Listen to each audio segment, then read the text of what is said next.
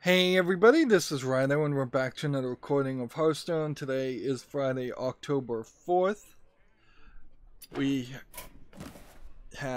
on the European account. We need to do a tavern brawl. Let's see. We have one large minion that costs 5 or more that needs to be played for this daily quest, so let's re-roll this one. Take 30 turns, win 3 games with Priest and Warlock. Not too difficult to do.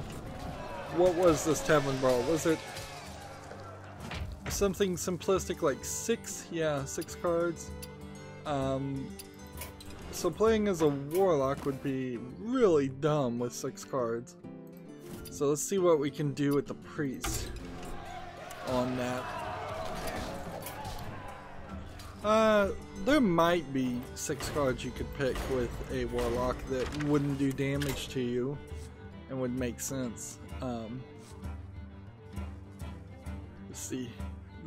Doing quest makes no sense. Silence in a minion makes no sense. Or maybe it does. Maybe we could do something really powerful.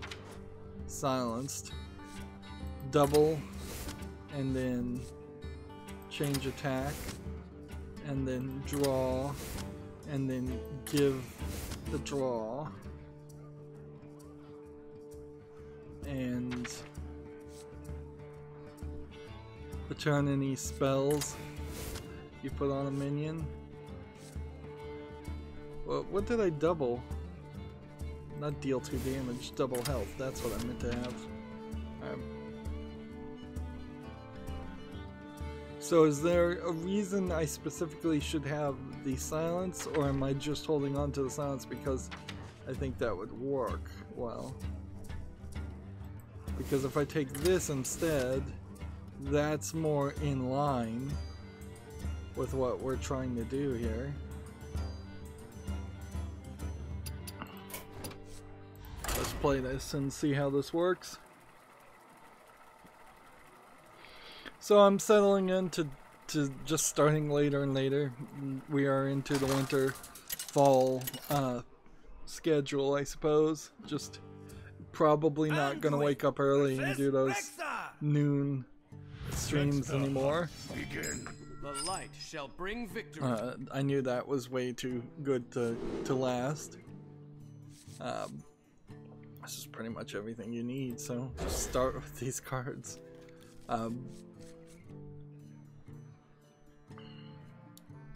I didn't play any video games yesterday. Like I was saying on Wednesday, I mentioned that I needed to probably let my throat rest for about a week. I never am going to have a week, so I took at least one day.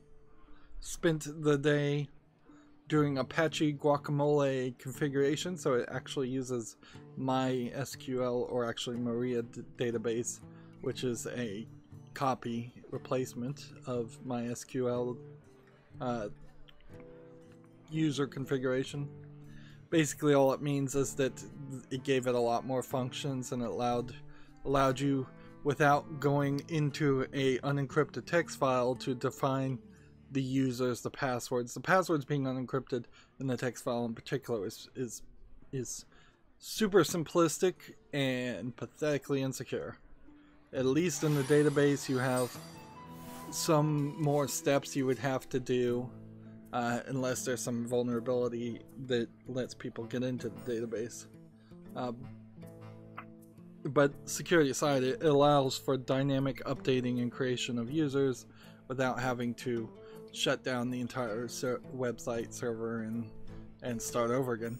I had a nightmare time getting it to work for the stupidest reason, which it's always dumb reasons.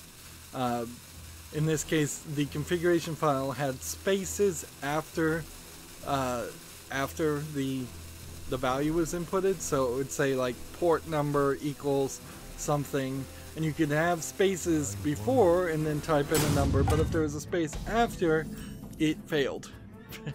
Which is just like, this is just terrible parsing is what it's called. Just really bad parsing on part of the software. and I jumped through so many other hoops trying so many other things. In particular, I'm usually working at a level where I'm trying to do something slightly new or that's not been documented enough that it makes sense to go and look at the logs. To the point where I've developed a bad habit of not looking at the error logs and just going, well, that didn't work, so let's try something else. Let's run this a second time since we just got a quick and easy victory. And that certainly is like a poor procedure and would have pointed me to the problem a lot quicker.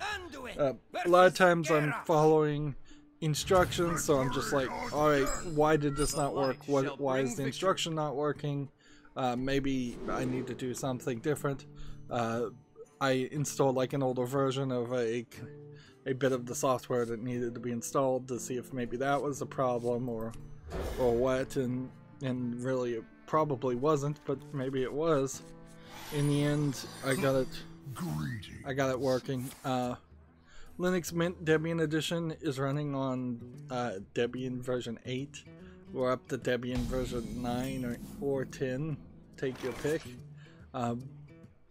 So there is a certain level here. But there is a certain level of just realization that has to happen that there actually is some of my software is just older than some of the instructions are. Alright. Would it make more sense to play this than anything else? Get me out of here! Right away.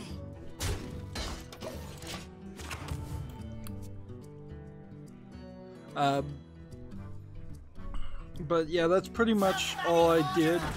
I got it set up, got it working, got it recording the screens when people do log into Guacamole. Guacamole, again, is a network support system specifically designed to allow you to remote desktop or VPN into computers via a website, an HTML5 website. It has some nice features that make something like VNC, which is a terribly old technology but still kind of industry standard. It lets it have audio, it lets it have SFTP file transferring, and as its own software, it has the ability to record the video and, I assume, the audio into video files. But then the video files they record, oddly enough, are not they are not like M4V files to start off with. They're kind of just raw video dumps, and then you have to run a program called Guac Encode to turn those raw video feeds. I don't know if it really is raw video or what it is. It's just probably some proprietary, very fast way to record everything.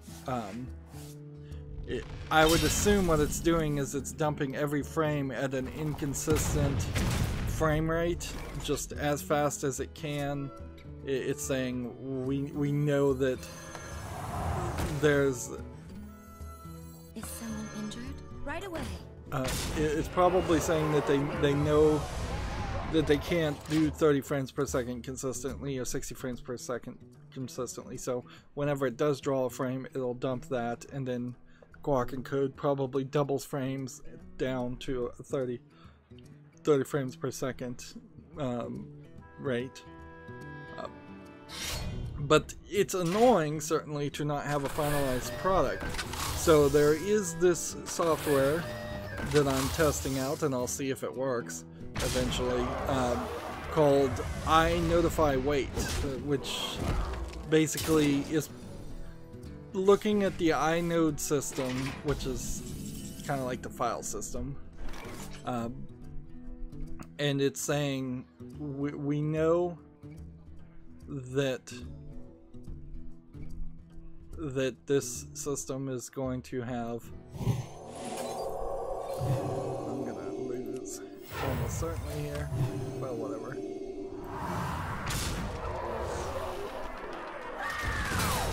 Right away.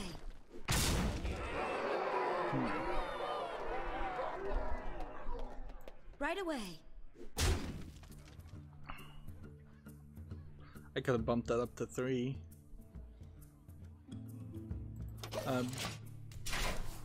So I notify wait supposedly allows you to set watchdogs to look at certain folders and say when there's a new file in this folder, do this certain action that you program. So in this case, when there's a new video file of a certain extension, I had to put an if then statement into it to check for that. Convert that into a M4V video using guac encode. There's probably a large amount of other things that could be done with iNotify-Wait, and it feels like there'd be a lot more that could be done with that. As just kind of a headless server, the files come in and you might want to process them in some way that isn't automated. But in a weird way, there's actually a lot of... I'm going to stick with this until I get a legitimate game I win, I think. Most things are automated. I assume iNotify-Wait also only acts on the files after the file has been closed and saved, because it really wouldn't do any good if as soon as that file started getting written to, it started getting processed. That wouldn't be a finished file. It has to wait until the Guacamole server records the full video file, closes it for writing, which only one program should be able to open a file for writing at a time, theoretically. And then after it closes it for writing, that's the point when it should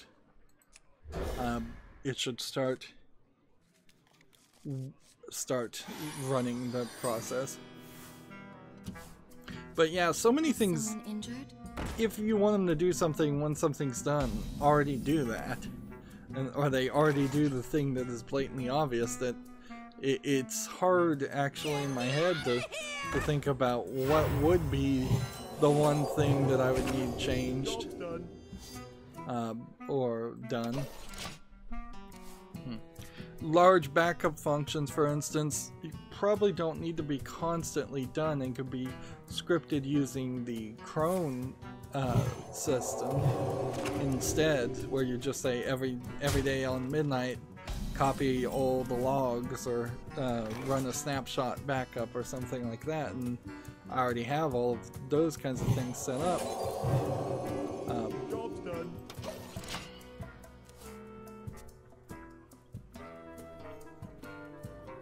So yeah, it is weird because it totally does feel like that software should be a lot more useful, but I can't think of anything to do with it. I also, I think I already talked about this, but I spent a lot of time a couple of days ago getting making a man-in-the-middle software to allow a iframe web page to connect, well, allowing websites to automatically log in, basically, so that I can pass through Nextcloud the username and just a default password at the moment.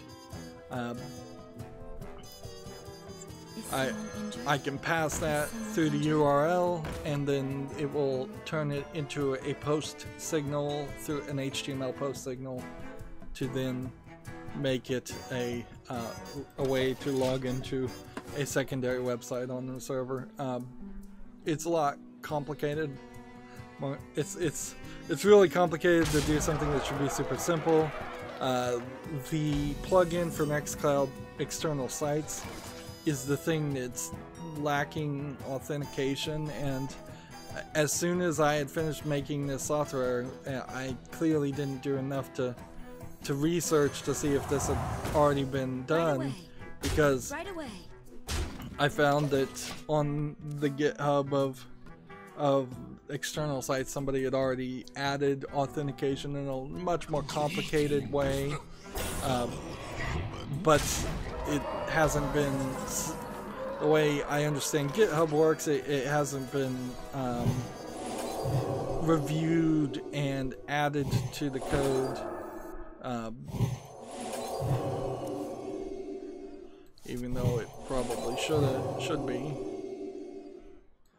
Yeah, so my entire effort, very quickly, I'm gonna lose, and this will be the last time we try this. Clearly, my strategy is not as good as I thought it was. So yeah, my little man-in-the-middle soft web page will probably have very little use as soon as it gets updated, which is great, because the way I'm doing it with a default password for all users is not a good system at all, but they don't integrate any kind of password function that could be derived, no token that could be derived based on like salting and hashing the Nextcloud user's password or a unique user ID or something like that. Let's see, Priest, Silence Priest, let's play. Which really only leaves me setting up Pterodactyl, which I've gotten nowhere as far as setting up Pterodactyl on the server. And that's kind of pretty much it. There's just some, like, file manipulation. I think I may have figured out the problem with my Windows file sharing, network file sharing, Samba is what it's called. Turned out, well, I think I figured it out, but I'll have to run a backup to see if it really works this time. It turns out like the user shares, and again this was a case of me not really looking at the error log enough, but there was like a specific folder called user shares that I believe were just created by the wrong user and given the wrong permissions. So because of that, I think those files were inaccessible, which was probably causing a conflict. There's, I think, two setups I've got here. Like, I tried to do it one way and then I tried to do it the other, and I think the two setups were conflicting with each other and one was crashing the other. We shall see if this really fixes it. This is a odd, awkward bug for sure, but it really shouldn't be happening. I kind of have to play this right now because I want to be able to attack next turn.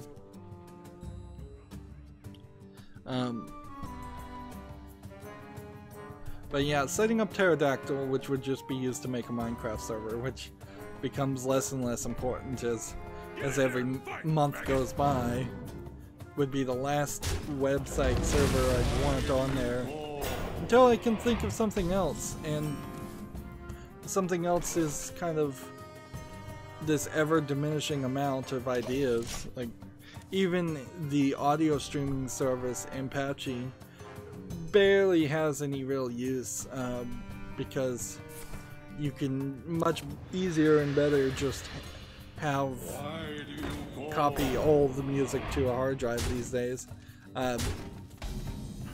With the advent of larger and larger hard drives, we are in a position where no longer do you need to stream things for music, movies, or photos. Really, you can just have all that movie, music, and photos even on your cell phone, and then use a much quicker local program to sort through them and find what music you want to play. Your magic shall not save you.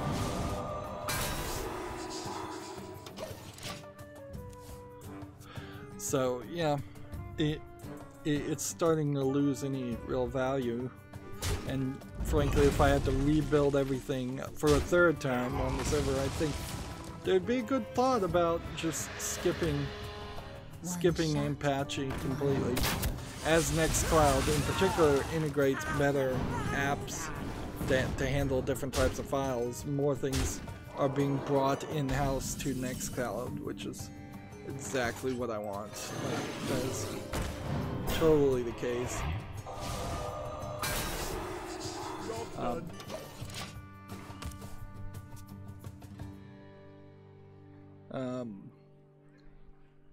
And mostly all I did yesterday was not talk, just relax my voice. So now, news-wise, for video game news, there's a decent amount, and this is inevitably going to be a Sleepy Friday. I messed up and didn't change the title of Wednesday's stream. I did recognize that after the fact, and I still haven't fixed it, so I need to do that. The one thing I'm not doing, and this is inherently always the case, is I'm desperately trying to avoid having to do any what's the word? I don't want to do any scheduling, but I'm gonna have to do scheduling. Like, that is the thing, totally the thing that is the problem here.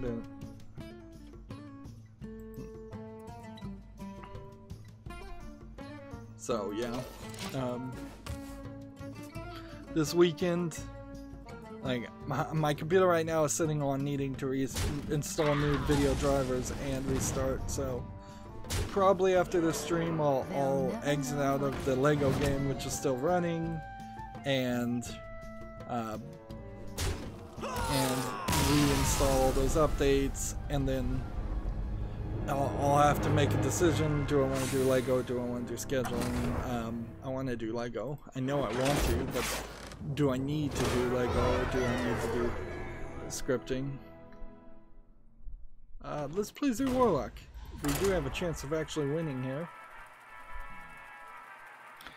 And, yeah, scheduling.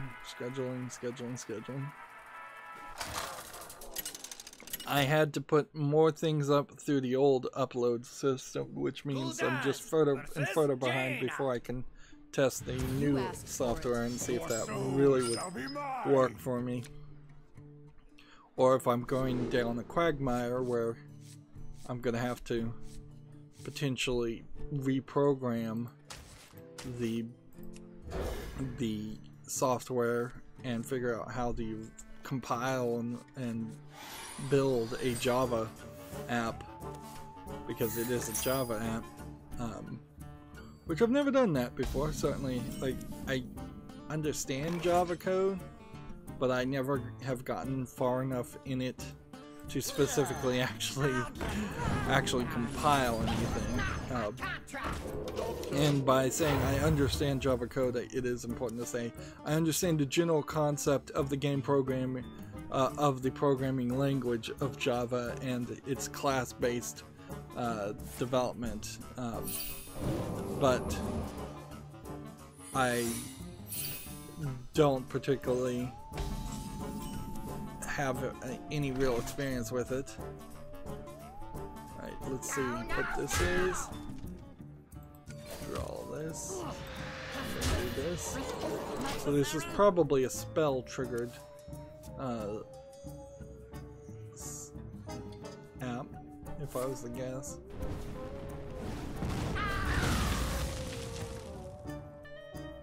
So let's just go through the news and get through this as quick as possible. We may run into a lot of daily quests that need to be done later on. Let's see what this does. Yeah, it's just counterspell. That's what I thought.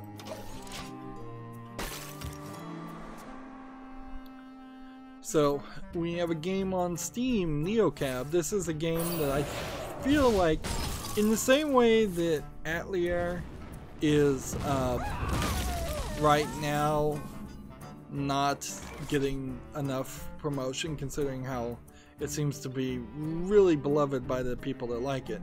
NeoCab is going to be this story-rich, kind of telltale choose-your-own-adventure experience where you're a future Uber driver, and that's kind of it. It's probably going to be moderately disappointing, but good for maybe the 5 hours that it lasts. So it's not like I'm going to dismiss it immediately. I'll put it on the fall list, but I'm not also going to put it on like the wish list. This is $11.99 discounted, and then there's a bundle with a soundtrack and a bunch of languages supported. This is one of those Western indie darling games, though, compared to here you have a JRPG like Atelier that is out right now, and so you have this narrative that you can easily adopt and believe if you wish, where a lot of games were announced at Tokyo Game Show. None of it was covered by the West. Code Vein came out and it barely got any coverage. Atlier's come out. It's barely gotten any coverage. I believe it's out. Maybe I'm wrong about that, but I don't think so. I think it's out. And this is consistent for decades, for years. Like, it hasn't really been since maybe the 70s, maybe the late 80s, since video gamers as they were at the time, not the Gamer Bro Xbox players, Halo players that now make up a large amount of the audience. Like, video gamers in the 70s and 80s, importing games was a big deal. Playing Japanese games in particular was a big deal. It was at least 50% of the market. It was a big deal, for lack of a better word. Now it's not a big deal. Like, and that's really crazy.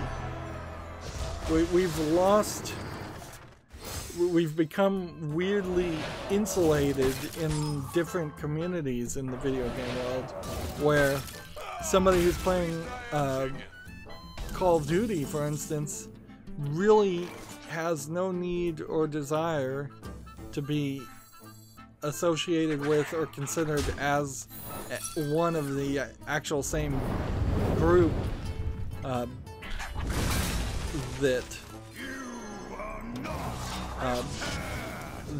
other gamers are in, which is probably a maturing of the video game community, video game playing community. Also, like, people that read romance novels don't consider themselves just generic readers who read books, and they don't associate themselves in the same forms, I'm sure, as people who read horror novels or people who read comic books. And the act of playing a video game is much like the act of watching TV now, or listening to music or reading books or anything like that. It's just a action that can be done to assimilate, ingest any variety of entertainment. On the other hand, it's odd, in my opinion, that we've run into this situation where almost all Western mainstream video game journalists, from my perspective, have become specialized to only AAA games from the West, and are completely blacklisting, and it is definitely blacklisting. Like, if Kotaku, for instance, talks about Code Vein, and I believe they directly did this, they're going to talk about Code Vein in the way that they don't like it, that it's anime and it has boobs. And, oh, by the way, there's a new mod already available for Code Vein. Surprise, surprise.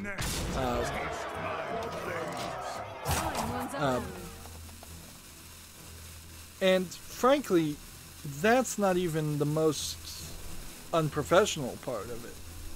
Like, mainstream video game people not talking about Japanese games is way less offensive than the fact that they didn't, and in fact, start talking about games like NeoCab, which really don't deserve to have any amount of hype that it actually does have. Like, the truth is, NeoCab should have come out today. This should have been the first instance of us even hearing anything about it, and from that point, we should get some reviews and say, oh, this is actually pretty good, this has that Telltale vibe, this is interesting or intriguing. But that's not what the experience has been for NeoCab. NeoCab has been hyped for at least a year. It was, I believe, at an E3 presentation, one of the main stage E3 presentations, and that's odd. Whereas Atelier, the latest Atelier game, and I'm just calling it Atelier, totally wasn't at E3. Totally wasn't hyped. A big part of that is, I think, in part because PlayStation wasn't there, but also, if Atelier is being released by Square Enix, there was no Square Enix presentation of it that I recall. If it's being presented by Bandai Namco, then there was no Bandai Namco presentation at E3 that I recall. So it's not just that Japan or Sony has abandoned E3, it's that almost every Japanese company has abandoned E3 for Tokyo Game Show. So it is also definitely partial fault of the developers and publishers of Japanese games. Now, Atelier is an interesting issue because I know there's been several games in this JRPG series, and they might, I don't know if they're actually really directly related to the point where I would actually need to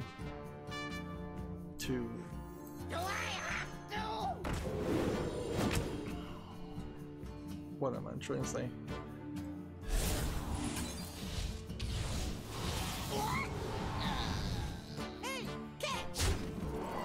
Yeah, I don't know if I'd have to actually go back and play any of the old games to play the latest one. It might be that it's easier to play something like Dragon Quest. The list and the order of JRPG games that I should play and in what order is still very questionable.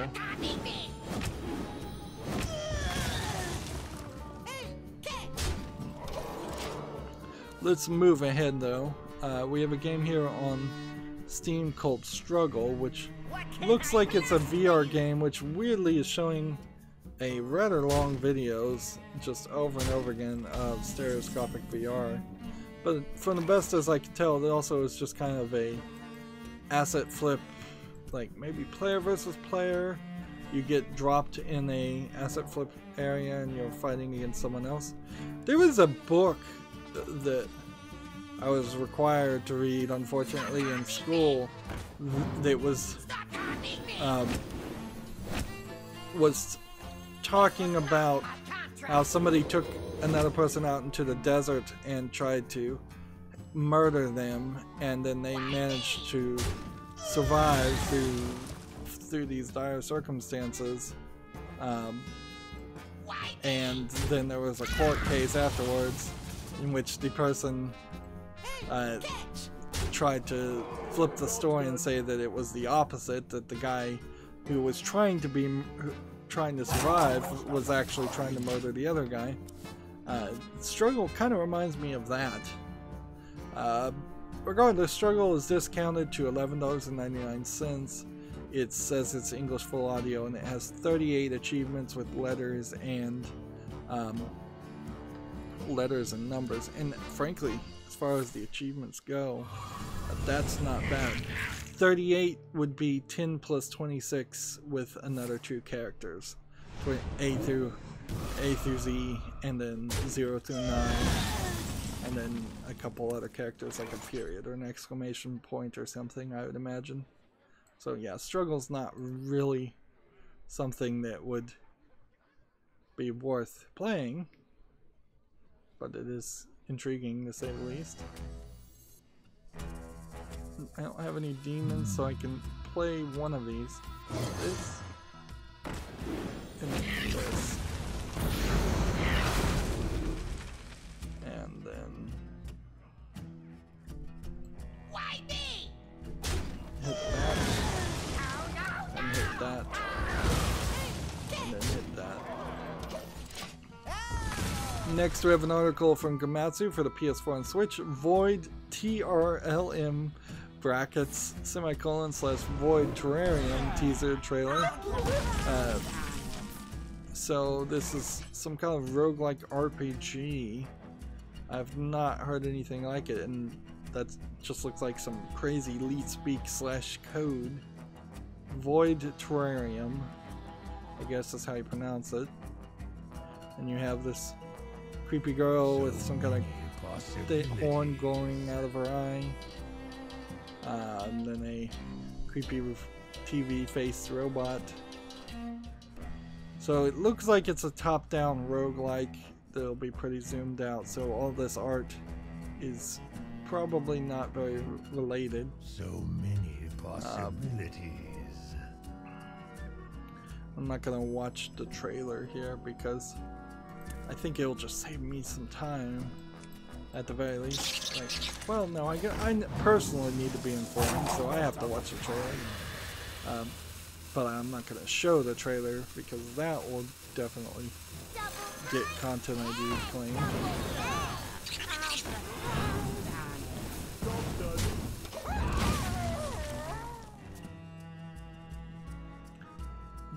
This slightly unique art style for Void Terrarium is kind of interesting.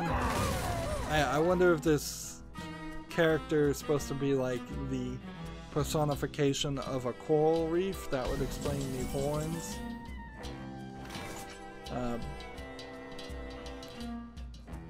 And it does seem like it kind of plays around this idea that you're collecting things for a terrarium of sorts. Why do you call?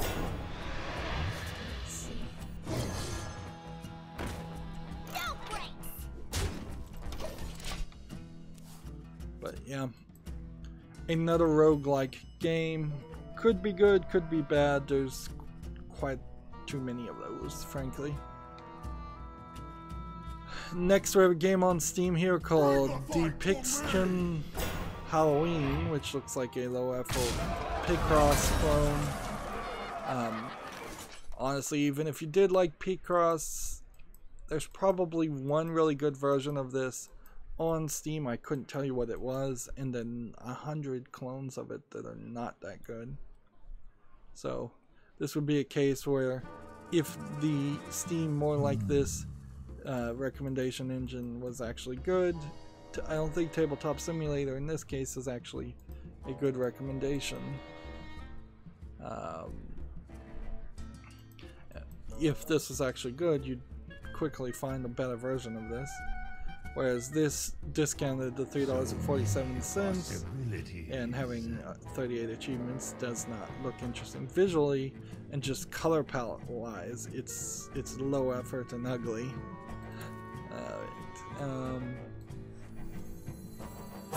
This and this, and then in the turn, I guess that's all I can really do.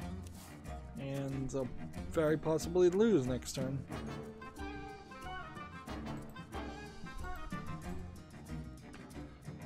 In a similar vein, we have a game on Steam called Dreamland Solitaire of Dragon's Fury, which these solitaire games that are built using the solitaire game creation engine that are not widescreen, something that I think could easily be banned if my concept of a quality council was adopted on Steam, like just to say, hey, these games not at 16:9 are no longer acceptable. Either use a modern engine instead of the solitaire creation engine, or use a modern version of that engine to do 16:9.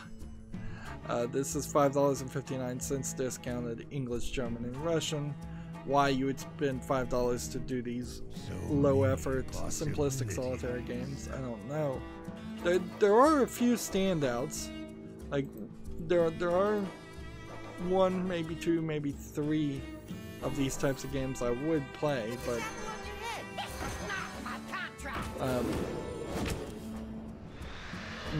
for the vast majority of time, I would say no to him.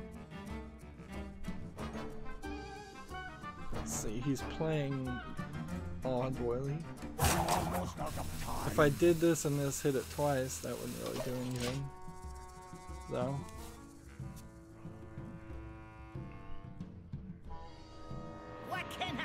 Gamatsu has an article here for the Vita, PS4, and Switch. We're still getting games coming out for the Vita. The romance visual novel Shitel is coming out January 30th in Japan and the Switch.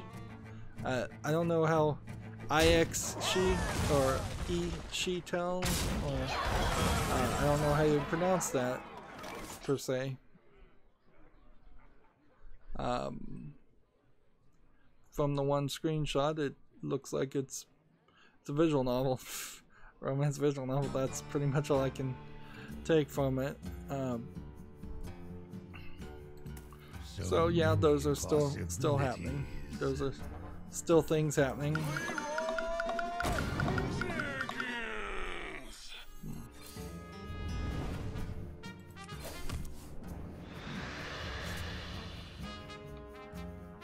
Time's up. Let's do this. No! Job's done.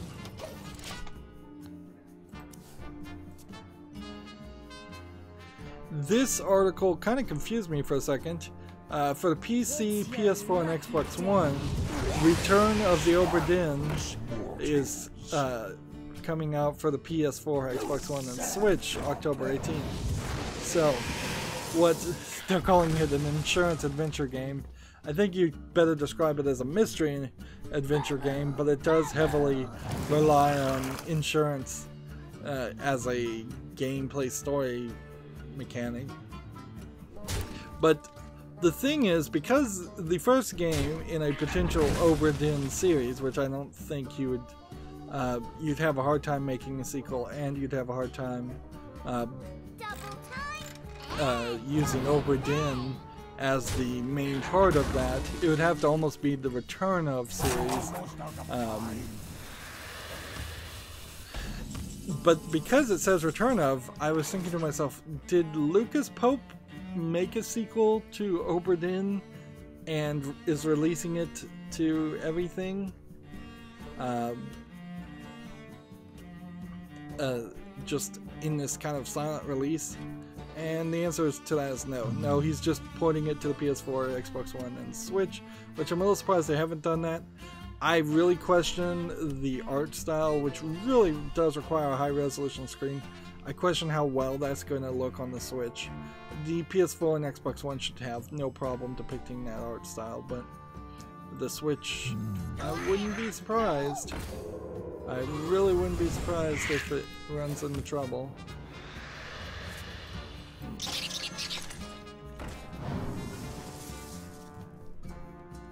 Let's see.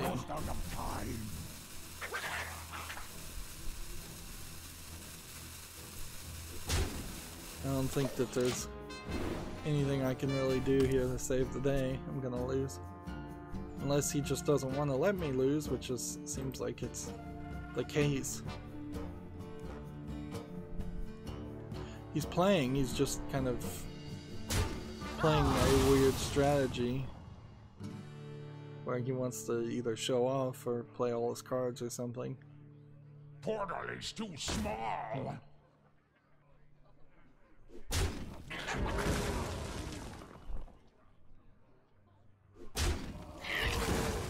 Yeah, he's really just playing very awkwardly. But he could have just won.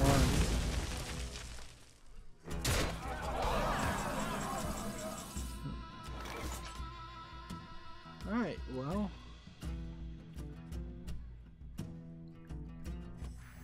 This.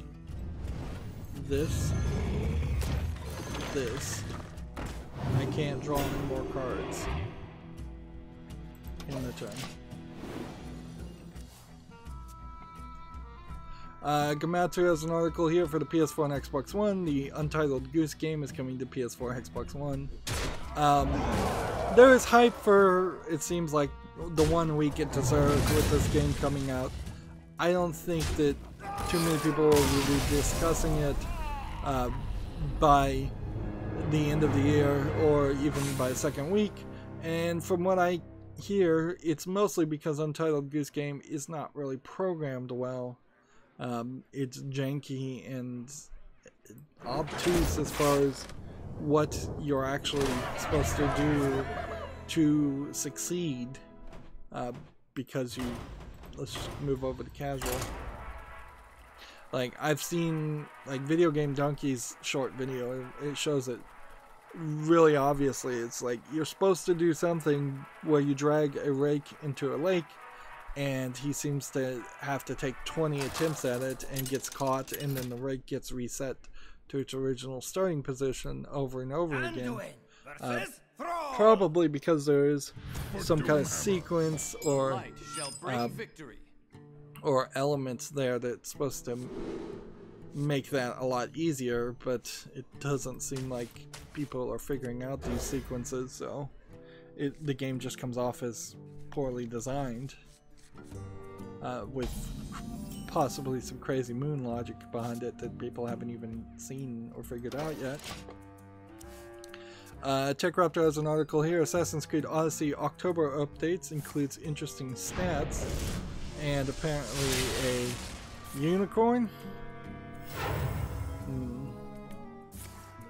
Well, let's see if there's anything here of any real importance.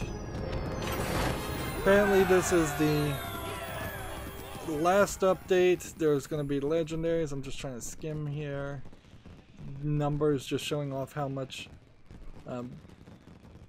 they're running a legendary event for October. Unicorn / Pegasus mix character. It's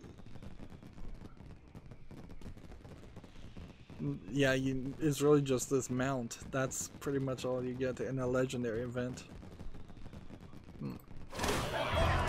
And inherently, as somebody who has really felt like they blinked and missed all of Assassin's Creed Origin and Assassin's Creed Odyssey, the idea that they were going to just focus on not annualizing Assassin's Creed and not and taking their time and kind of taking 2 or 3 years, even maybe even 4 years between each game, that has completely flown out the window. Like, the Assassin's Creed series in particular, as one of the few series that I even was on board to start off with, has now just turned into something like the Final Fantasy series, where if I was really going to try and play all the Final Fantasy series, then I would be skipping over large swaths of the series, and Assassin's Creed is really the only one out there that doesn't have a good justification or an easy way to skip over games, because there is this level of I'm just gonna play ranked, even if it lowers my rank here. We're on the Asian account now. Like it really doesn't make sense to skip from playing Assassin's Creed 3, I believe was the last one, or was it Assassin's Creed Revelations was the last one I covered. I don't know which one actually goes before which. I think it was Revelations, actually. 3 was kind of rushed and really, I don't think deserved to be the numbered expansion, if I recall correctly, but I could be wrong about that also.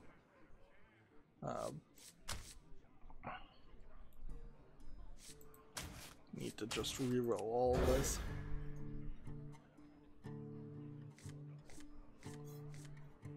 So yeah, there is some argument to skip over 4 because nobody really liked 4, and then skip to Black Flag and the pirate ones, and then skip over some of the games after the pirate ones.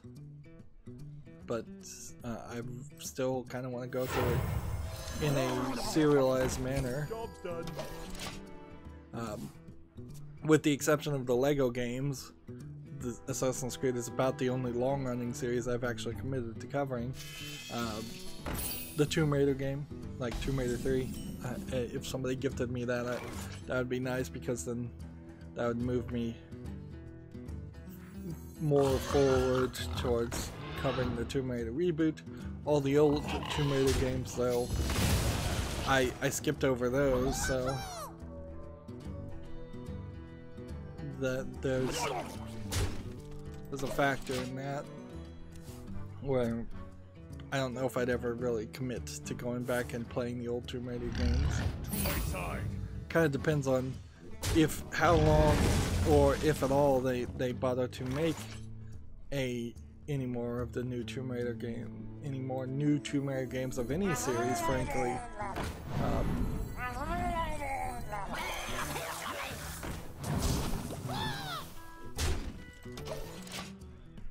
I don't know if there's really any other series. Like, there are definitely things. The Evil Within 2, for instance, is like that's a 2-game series right now.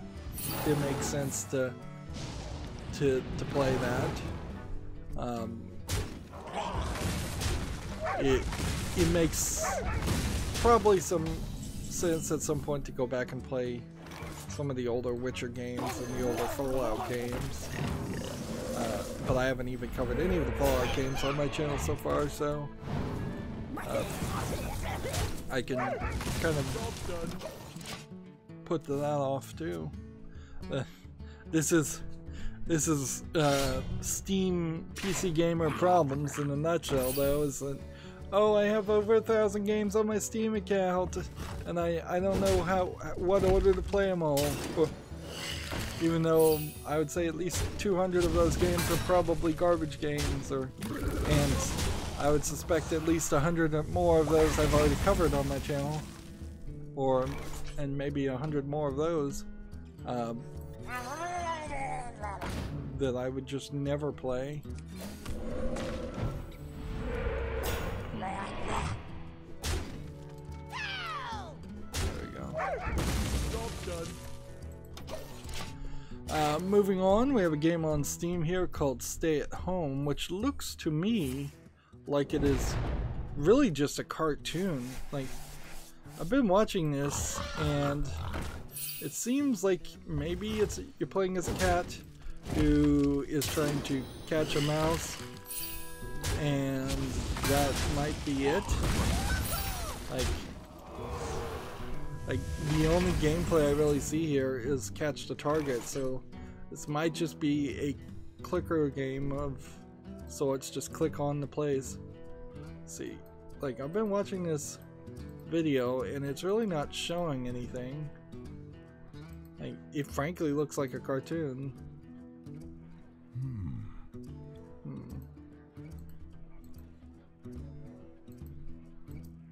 Yeah. So this looks super simplistic. It's $1.99. It's English only. I wouldn't have been surprised if this was a cheap Chinese game, but yeah, let's just say it's a cheap Western game. Well, it's the only game from this developer, so that is that. Let's see. And over here, what am I doing? There is little time. This, and then in return. Moving on, Gamasutra has an article. Get a job. PlayStation is hiring a senior audio designer. They lost in this week alone. They've lost 2 or 3 major employees, and now the Burbank, California office of Sony PlayStation, which I assume is Sony Interactive Entertainment, is looking for a senior audio designer. Yep. Yeah, it's SIE, which I keep mispronouncing as SEI for some reason. I don't know. I got it wrong once in my head, and now I can never get it straight.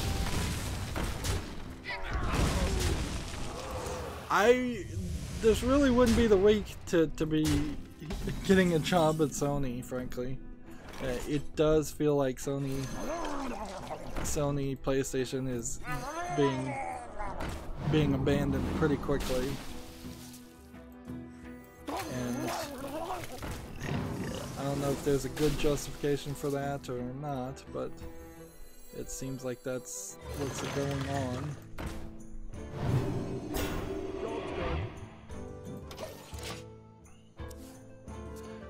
TechRaptor has another article here. A game called Yes Your Grace is a kingdom management RPG coming next year, which kingdom management games in general, they're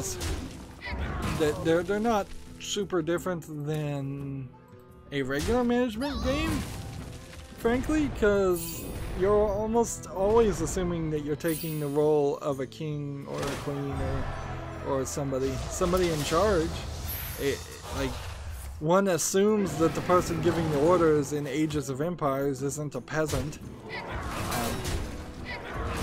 This game has pixel graphics, and it seems like it has a collection of a few animations, which I assume would get somewhat repetitive pretty quickly.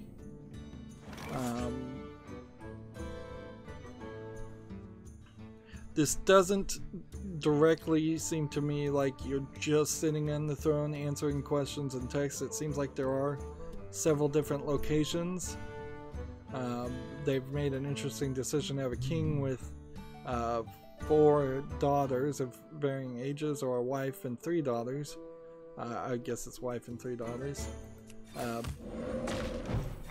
And Job's done. that almost assumedly means that you'll be marrying them off or raising them to be your replacement at some point.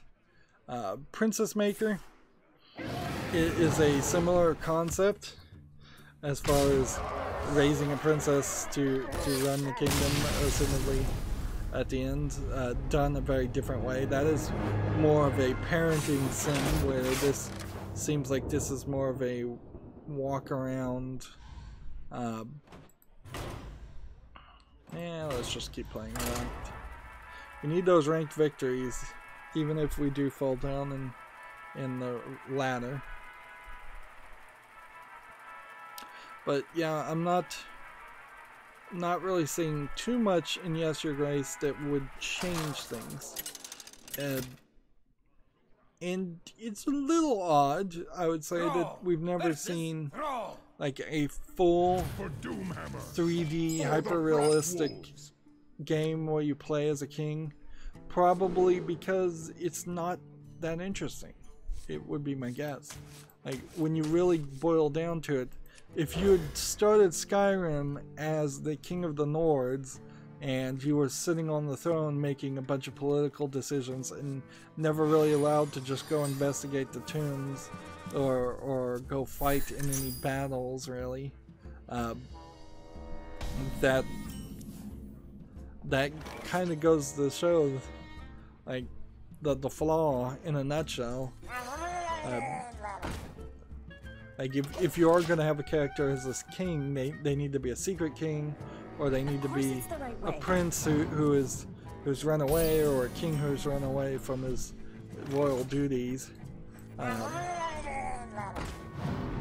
Because you need to get out in the world, you need to be able to do dangerous things, you need to be able to fight, you need to not have every character you run across agree with you or bow before you. Like, effectively in Skyrim you are a dragonborn, which is of high prestige, but that it comes with really no commitment to force you to do something with any kind of timeline, deadline on it. Moving on, we have a game on Steam called Hearthstone, which is a single screen Unity game, which we're not seeing a lot of these anymore, where you spin it around and try and match all the colors, I think. This doesn't look terrible. This looks like this might be from the same developer as some of the other Hex Grid games, but apparently not. So, I like logic puzzle games. This is $2.99. It has 78 achievements, so it probably is an achievement game. What was the game I was thinking of? Hexagon? Man, the more like this really needs to get improved. So, I'll put this on the follow list, but I probably won't put this on the wish list because it has way too many achievements for a single screen Unity game. This doesn't look terrible, but a lot of these puzzle games, frankly, get too difficult. I have several of which I've covered and just kind of been like, alright, I've had enough at this point. There's no need to keep on playing. There's no need to try and beat all the puzzles possible. And we'll break up this recording, I guess, after this recording at this game, because my timer's going off. Next, we have a game on Steam here called TerraGuard. Looks like an RPG Maker style game, NES style RPG. It's like, yep, $7.99, English only. Nothing impressive about it. Let's see. Can we do enough? Can we rush? We could give something poisonous. We can do that.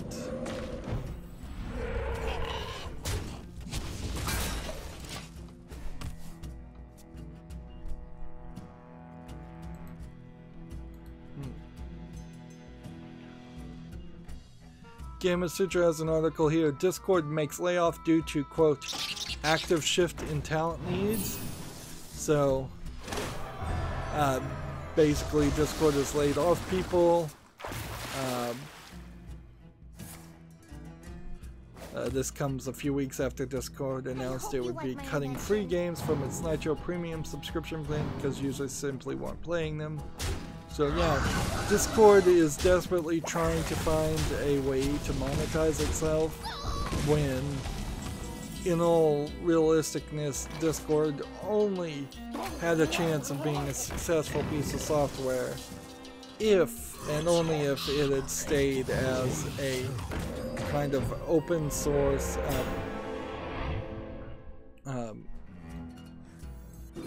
yeah, pretty much all it could have been is a open source Skype competitor. That's all anybody ever really wanted it for. The concept of having your own forums is an interesting concept for streamers and such, but I don't feel like even the biggest of the big streamers really have large Discord user bases, and I don't feel like any of it integrates into any service. It's not like Discord easily integrates to YouTube live video chat or just comments on YouTube videos. It doesn't integrate into Twitch, and so Discord just becomes this side mess. And frankly, it did not I think, ever get popular enough to be a replacement for having a subreddit, which maybe as Reddit gets worse and worse by the day, there would be a reason to do Discord, but they offer different enough services that it still doesn't really work well.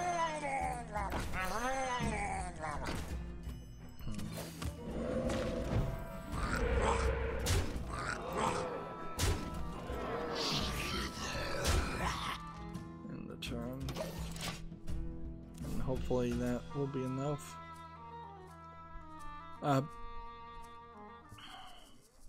There needs to be a kind of federated service like Discord. It's just that it really needs to be an open source system. Some simple app that people can run that would just have a torrent-like ability to allow people's forums to be on something like a blockchain or something. And I'm mostly just throwing out buzzwords here, but what I mean by that is that you could have a forum that, if it had even a few members, those few members would connect to each other and verify that the forum has the right data in it and it hasn't been modified or changed, and that forum in its totality does not have to stay on one server.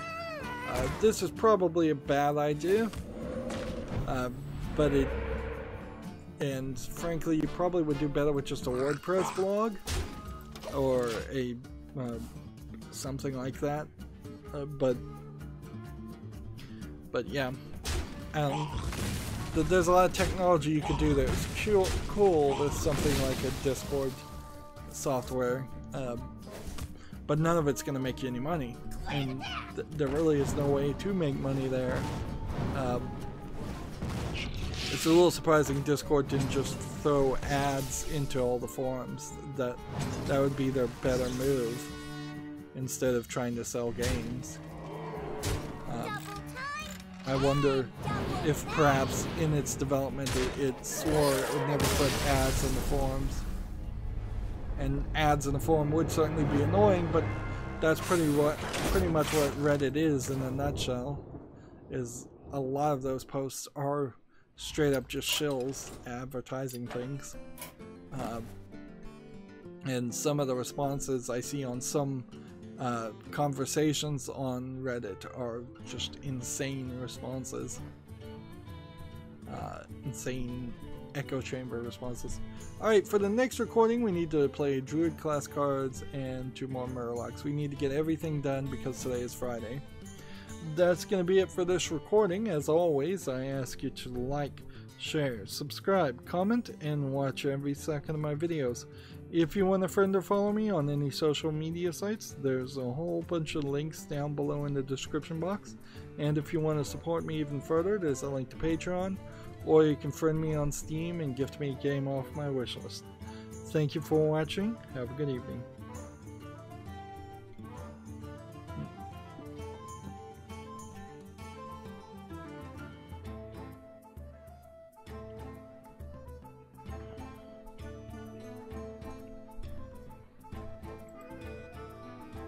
Hey everybody, this is Rydo and we're back to another recording of Hearthstone. Today is Friday, October 4th.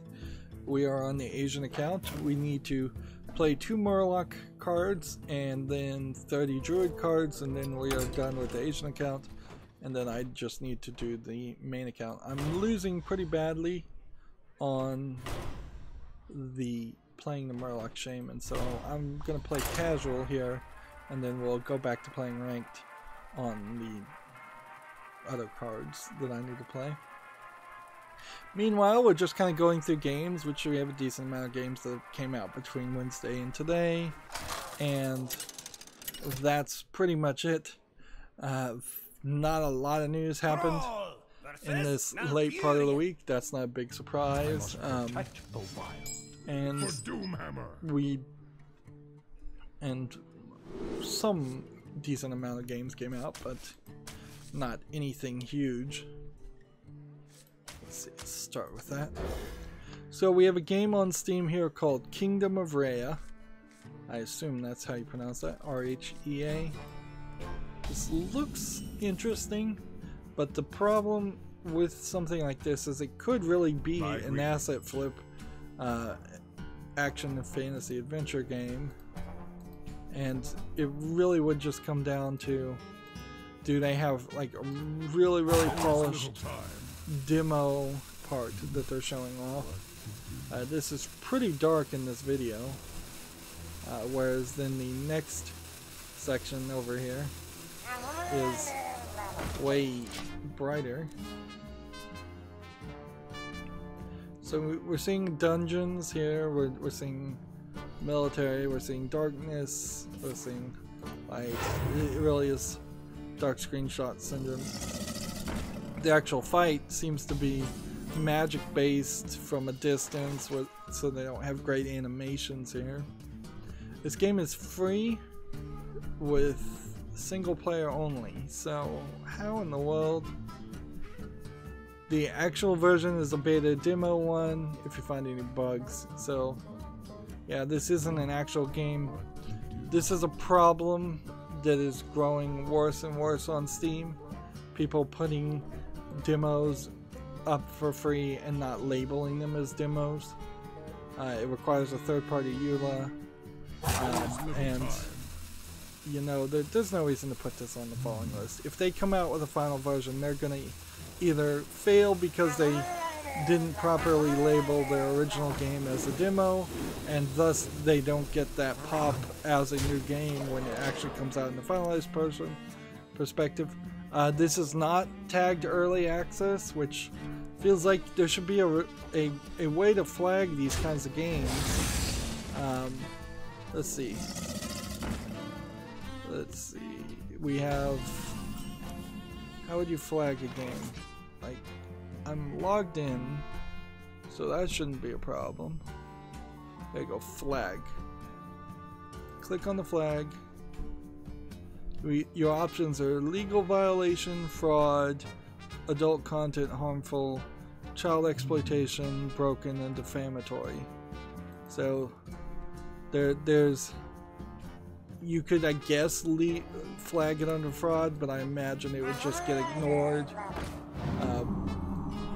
Broken might be another way to flag it, but there really is nothing here to say, you know what, you're just putting it on the storefront as a full product when really it's a demo, and you're not labeling it as early access, and you're not clearly depicting it as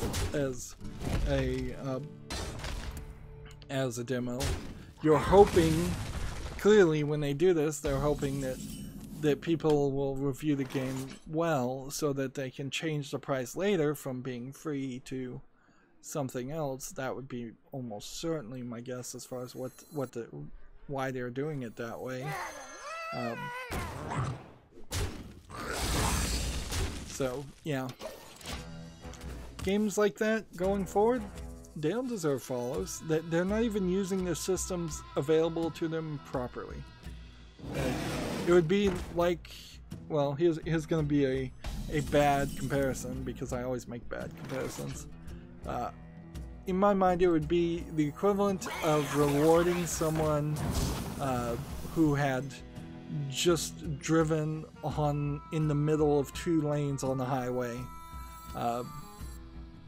It's like, no, like, you may have gotten to your location and destination in time, but you also totally violated all traffic and safety laws and proved yourself to be untrustworthy or incompetent. So yeah, those kind of games aren't going to get rewarded anymore, and that's an easy, like, decision to make that has nothing to do with like the content or style of the game.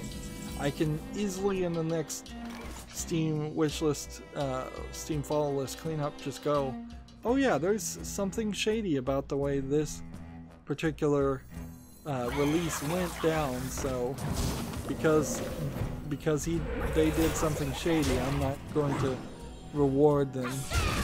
And we can hold game publishers and game developers to a higher standard.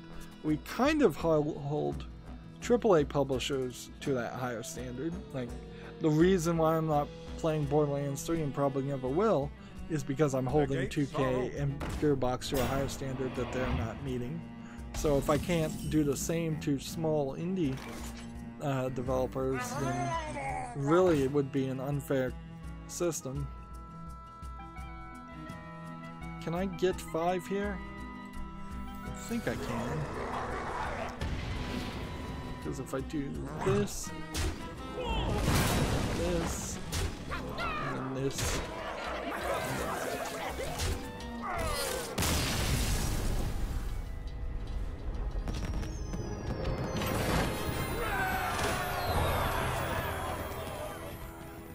and so then that just leaves me with playing, I believe, Paladin cards, Druid class cards. Alright. So we'll take Token Druid and we'll start playing ranked. Gamma Sutra has an article. The co-founder, Mike O'Brien, is leaving the Guild Wars developer ArenaNet, which ArenaNet, I think it is kind of more about making Guild Wars board games than they are about making Guild Wars video games. Unless I'm just totally confused. Like, maybe I should just... Yeah, we could just search here, Google ArenaNet. And then Wikipedia. Let's see. ArenaNet is a video game developer. Alright. They made Guild Wars Prophecy, Factions, Nightfall, Eye of the North Guild, Guild Wars 2, Ritlock's Critter Rampage, Heart of Thrones, and Path of Fire. So, yeah, apparently they have been made, apparently they have been a game company. I just was not really aware of that.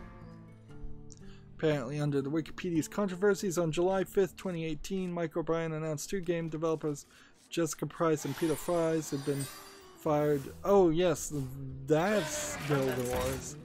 That's ArenaNet.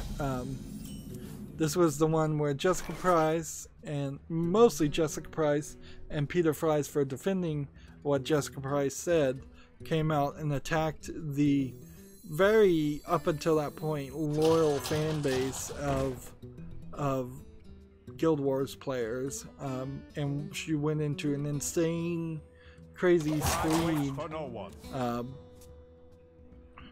against This place is scary. Where she was claiming that an actual fan who was trying to have a discussion about narrative writing, she went on this crazy rant about how he was being sexist to her and just mansplaining, and there's more details to it. A lot of the mainstream video game media tried to defend her actions, and I think ultimately even they couldn't twist the narrative enough to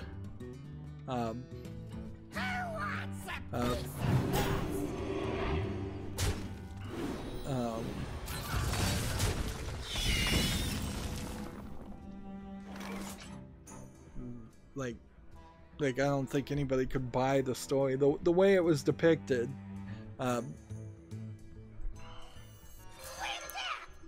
And the way it actually went down, as far as I can tell. There was really no defending Jessica Price's comments.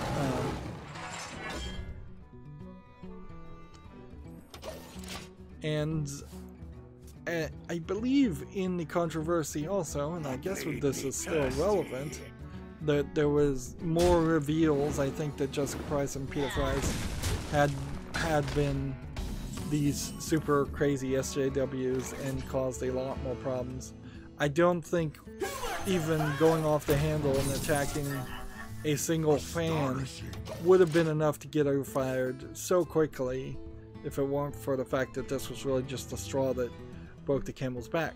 now that I've been reminded what ArenaNet is and who Mike O'Brien is, Mike O'Brien, I assume, is leaving because he probably has a bad taste in his mouth from that incident, and he probably has just been, I mean, it was founded in 2000, in exactly 2000, so he's been working at the company for 19 years. It's hardly an example of him getting out early. So it's very possible that his leaving has nothing to do with the controversy too. Although people will bring it back up to that, so I suppose it's worthwhile to remind yourself, oh yeah, that whole ArenaNet stuff happened, but it wasn't until there was just some other cancel culture type thing. And even when the ArenaNet stuff happened, I hadn't even heard of the concept of cancel culture. That's how fast things have been moving in all of this.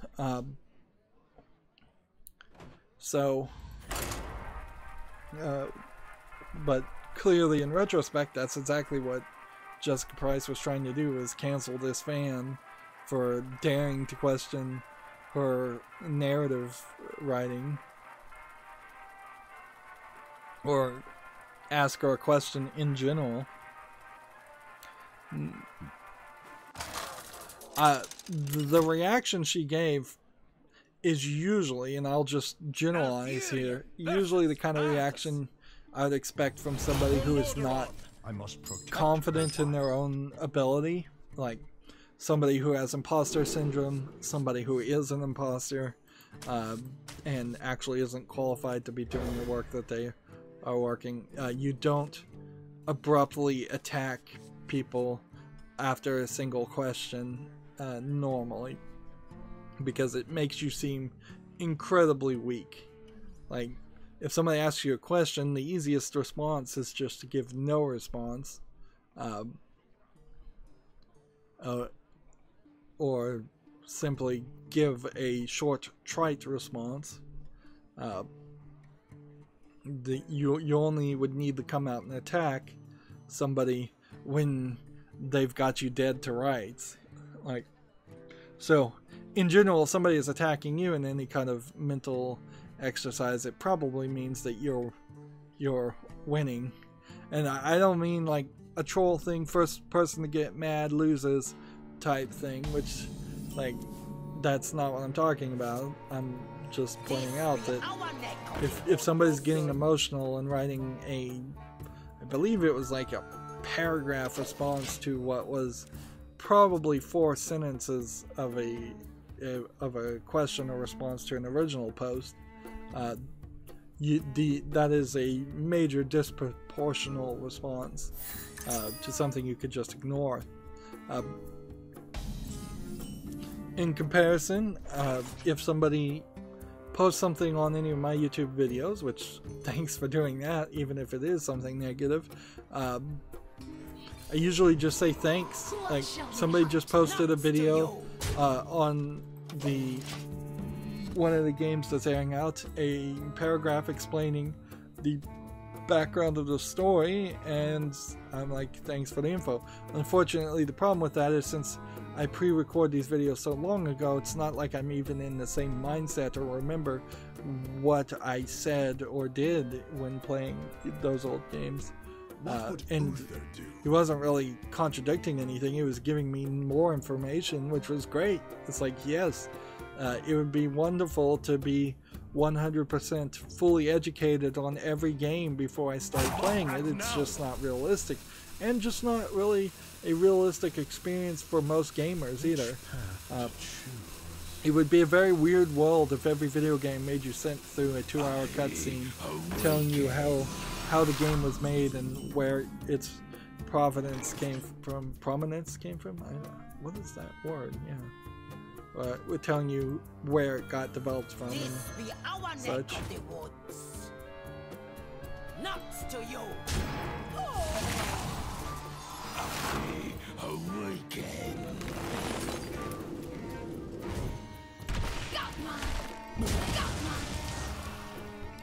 So yeah. Or there have been a few times where people have said, you know what, you're totally wrong, and usually they say it in almost always, for the small amount of comments I've ever had to deal with, it's always been very respectful, so I just leave it up there and don't respond. Or if they're saying something really personally attacking on my, in the past I've put maybe a trolling response to them, but yeah, I'm not gonna seriously get upset or engage with what some random person says on the internet, and I don't think any reasonable person over the age of 14 by this point should get upset based on what some random person says on the internet, because you're just going to spend your entire life being upset if that's your decision.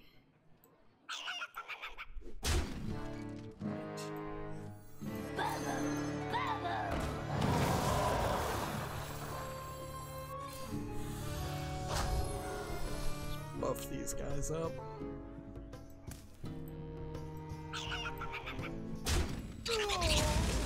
Clear out the field. And then in return.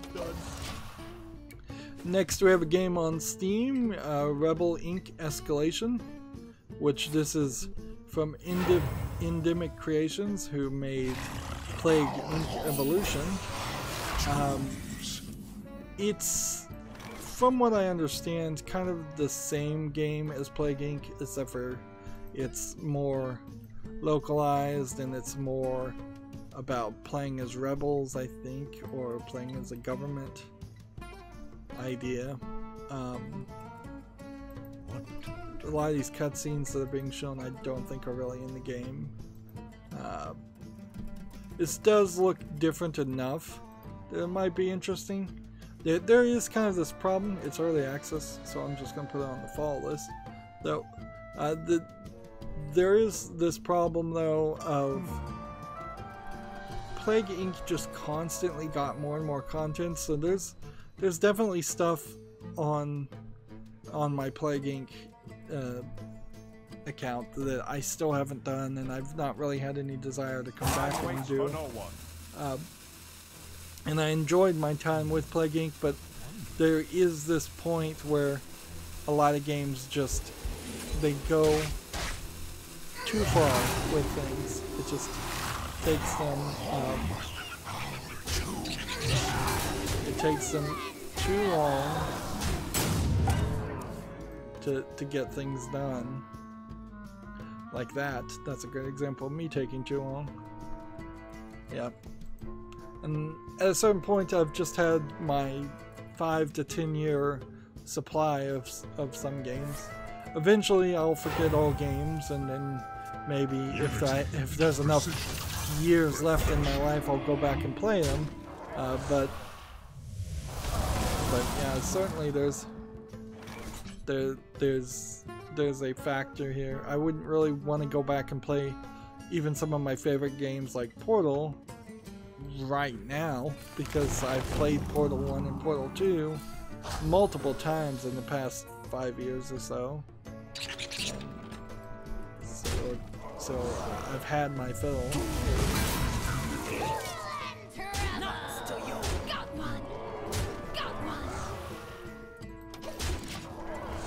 Next we have a game on Steam called Arcane Dark Adventure.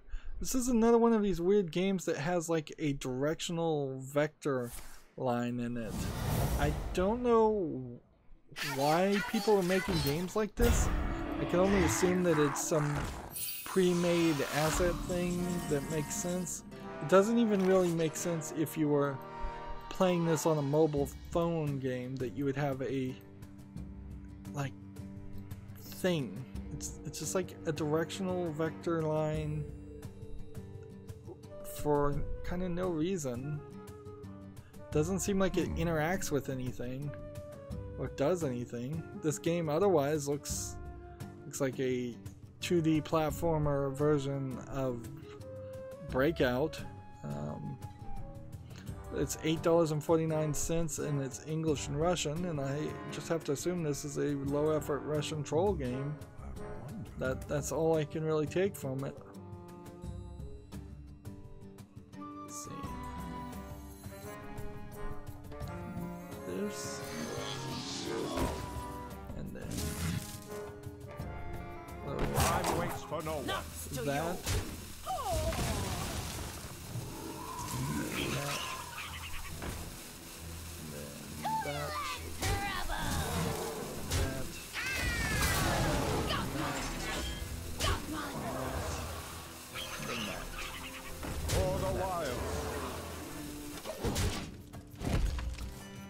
A lot to do.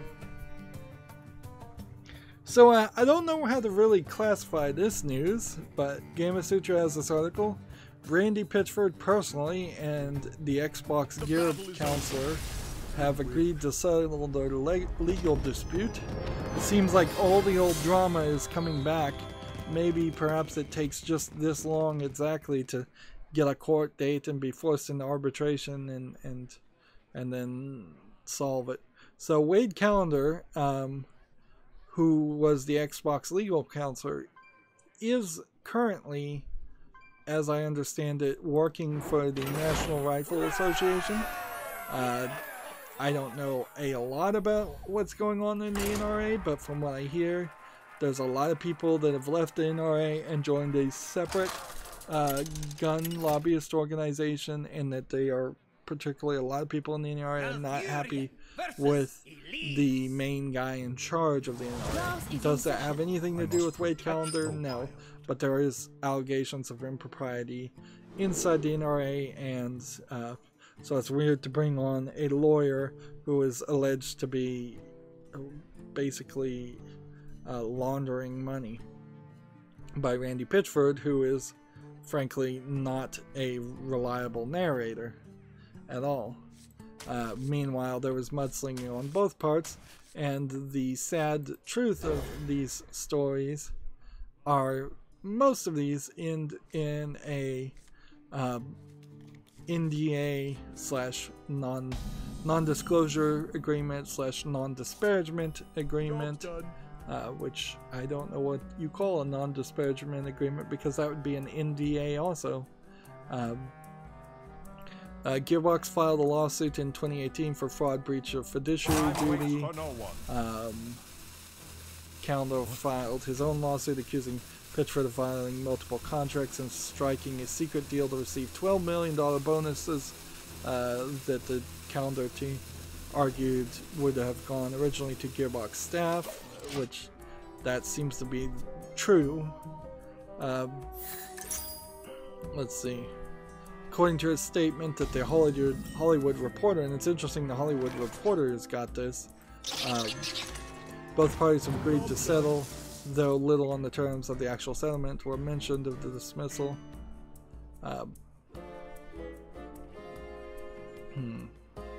There's a quote here: upon review of all evidence,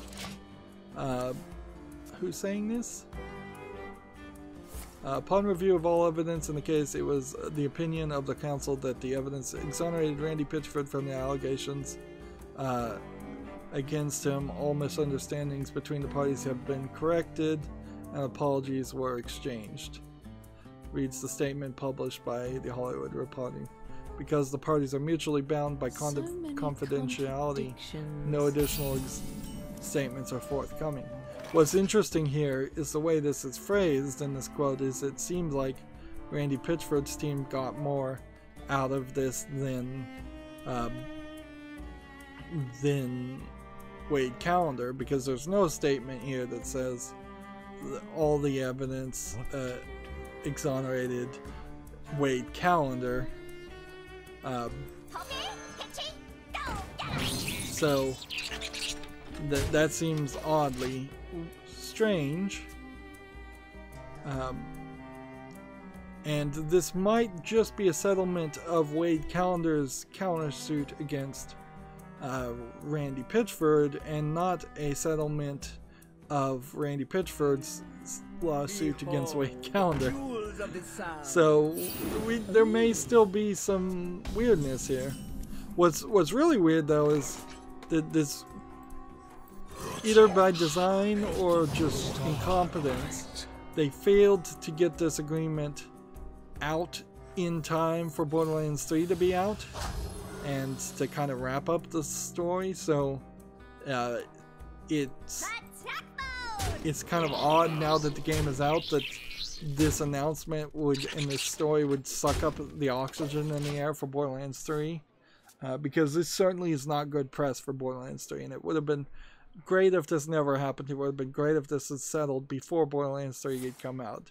People would have very quickly forgotten it if it had been settled a week before Borderlands 3 came out. But yeah, I wonder if perhaps, and so you just kind of never know on these things, perhaps Wade Calendar did get some money out of this settlement, because I don't see why a lawyer would agree to saying all the evidence against Randy Pitchford, exonerate him, which nothing is really going to exonerate Randy Pitchford in the eyes of the public, frankly. Like, nobody is going to really believe that at all. But the only way I could see Wade Calendar, and hopefully he had some legal staff working for him and not just running the lawsuit by himself. Maybe this really does just center around the idea that Wade Calendar's got this new high-paying job of the NRA, and he doesn't want the bad press on himself. But I don't see how he would agree to that specific sentence, which had that one sentence been removed and it just started with all misunderstandings between the parties have been corrected and apologies were exchanged, that would have been a much more realistic sentence. Of course, the problem here is who was the Hollywood reporter talking to? So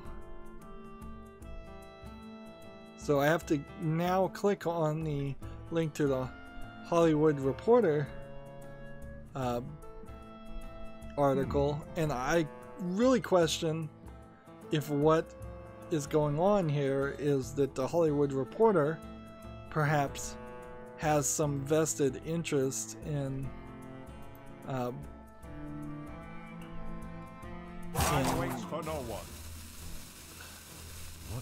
making the entire article exonerate Randy Pitchford. Like, I wouldn't be surprised if he has some influence for one reason or another.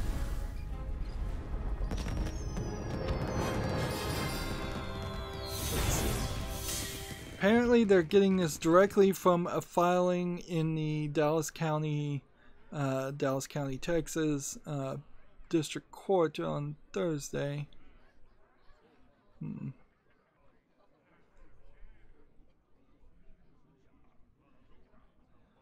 It's the official dismissal statement obtained. So, yeah. Calendar, according to the Hollywood Reporter, Wade Calendar was a childhood friend of Randy Pitchford. So, yeah, take some of that with this story, I suppose. Also, that even his own friends are suing him.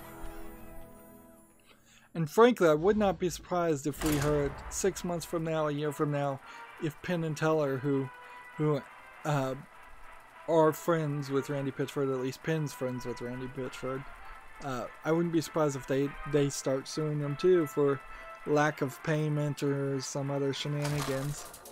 Depending, it really just depends on, I guess, how well Randy Pitchford treats Penn and Teller. Versus Valera. Watch your... let's see. So, yeah, the endings of these stories are usually incredibly disappointing, and this was no different. Meanwhile, there's plenty of other accusations that make Randy Pitchford look terrible, and this really doesn't feel like this was a concerted effort to cancel Randy Pitchford, and that he's actually a decent person now. And if anything, it seems like Randy Pitchford is ever increasingly for years now ruining his own life through illegal actions, near illegal actions, just stupid actions, even if they're not illegal. Personally, I still feel like he's not properly disclosing when he promotes and sends his employees to eat at the Nerdvania cafe that his wife owns and thus he owns. I don't think he's disclosing properly that yeah, that's a ad, that's a sponsored ad that he has ownership in, so he has a vested interest in those in that cafe succeeding. Any number of weird, strange, or just unprofessional actions we've heard about, those don't disappear. His entire credibility has been shot over the last year, and frankly, had he stepped away after the first incident, there probably would have been a lot less reason for people to have brought up the several other incidences that people have complaints about. Like, he really starts these fights. He's the one that normally is talking trash. He's the one that's usually, like, Wade Callender's a great example. Wade Callender would not have countersued Randy Pitchford had Randy Pitchford not sued him in the first place. So he was asking for that, and frankly, Randy Pitchford should have at least enough sense to know, look, everybody's got some kind of dirt they can say on you because you've done so many ridiculous things, so many unprofessional things, that you will not come out squeaky clean if you try to go after these people. And it's kind of a constant run of Randy Pitchford directly not understanding that, oh yeah, if I insult this person that knows this deep dark secret about me, they're going to reveal that deep dark secret about me, and I'm going to look worse than they are.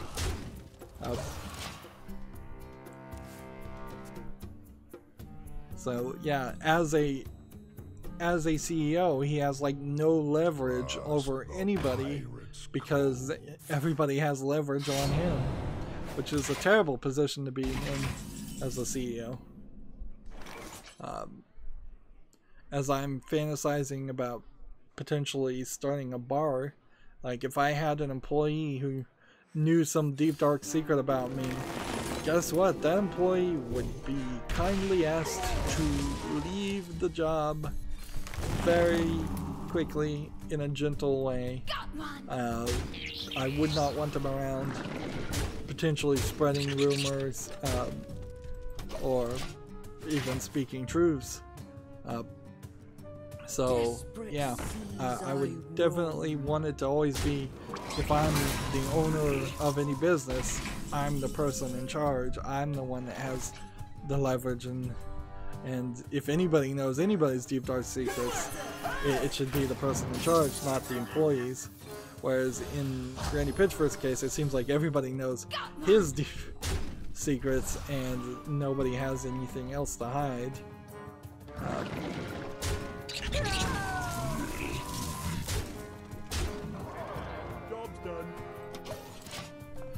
Moving on, Gamasutra has a blog here, Postmortem, the Paynes Creek Killings, which is not a game I've heard about. Looks like it might be a murder mystery, maybe a horror asset flip walking simulator game. But inevitably, this is just an advertisement for a game that doesn't really matter. Here we have some, like I believe this is a Unity blueprint, or some kind of blueprint.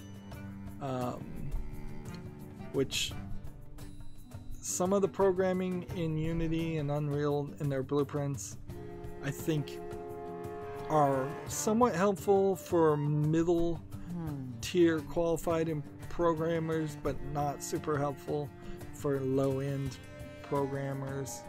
I am still kind of half and half as far as whether the blueprint elements make any sense whatsoever on a programming level.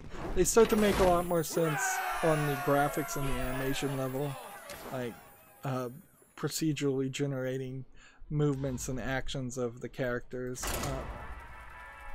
because then you can definitely have somebody who is focused and an expert at making 3D modeling their animations and have them use the same software that the programmers are using, but they're really still not using the same software. It's just one giant bit of software that is as if you combined a Microsoft compiler with Adobe Photoshop and Blender and several other things. It's really a multitasker to the point where it stops making sense, and more separate unitaskers might be more efficient for everybody.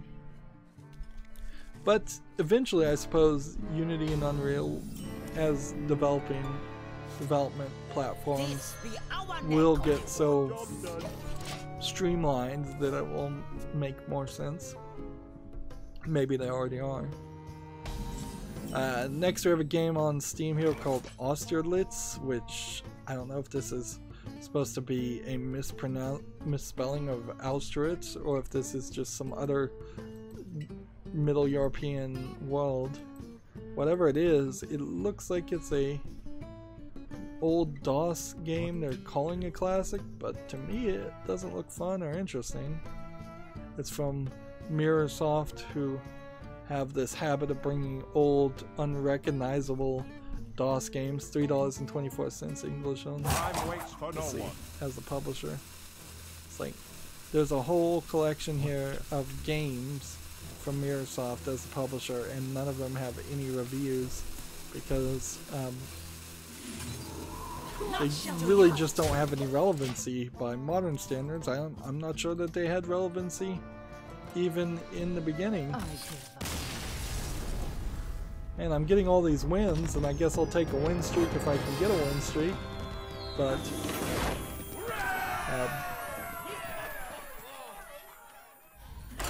like, I'll take win streaks if I can get them. But I'd like to actually play for a while. Next we have a game on Steam called Salad Fields, which looks like it's mostly just a low effort, weird looking game. Looks like it's mostly a troll game from the looks of it. Early access, $12.99 English only. Yeah, these feel like joke games that they try to get streamers to play, not things that really should be highlighted or promoted by anybody. And I don't mind a game being funny, but first and foremost it has to be an actual fun game to play. Same is true for this next game we have on Steam, Rolling Rumble. Here we have Dark Screenshot Syndrome and just asset flip colors and platforms, and it's apparently a 3D Marble Madness game where you're also shooting player versus player. It's early access, $8.49 English only. 12 achievements. Yeah, nothing here looks particularly interesting. Then next, it seems like all the troll games came out today. Here we have a game called Easy Piano Game, which doesn't look like it really is a piano game as much as it is a keyboard translation, computer keyboard to a piano keyboard software. Like, I don't see any reason why you would ever want this. It is, I guess, worth mentioning. At one point I had a computer keyboard that had piano keys at the bottom and was a keytar. And I believe it could even be a MIDI output device too. I wonder if I still have that somewhere around. Probably. I had a tendency to collect weird keyboards. And it was a pretty nice keyboard on itself. It had a little bit of plastic that you put over the piano notes, but then not being somebody who knew how to play piano, it was also kind of ridiculous for me to own it, and there was nothing else you could really program the keys to do. Meanwhile, this game fundamentally misses an important concept of getting the touch feel of an actual keys. If you were going to play a game, which I don't think this really is much of a game, that was the equivalent of a Mavis Beacon teaches typing for playing piano, you probably just want a cheap Casio that you could plug into either the MIDI port of an audio card or plug in via USB by modern standards into a computer, or just the audio input. Any of those would probably work pretty well if the software accepted them, and any good software should probably accept all of those. Easy Piano Game is $5.99 as English and Russian, and I think this is going to go under the category of low effort Russian game. Yeah, a cheap $100 Casio keyboard probably has built-in software to train and teach, particularly if you get one that lights up, which frankly the light up features are usually only like $1. Like they're insignificantly more expensive than the non-light up versions, and you're going to be in a much better point. As I understand it, you probably want at least a 108 key keyboard, so if you're getting something with less than that, you're probably not getting a full experience that you should be getting for any kind of keyboard type thing.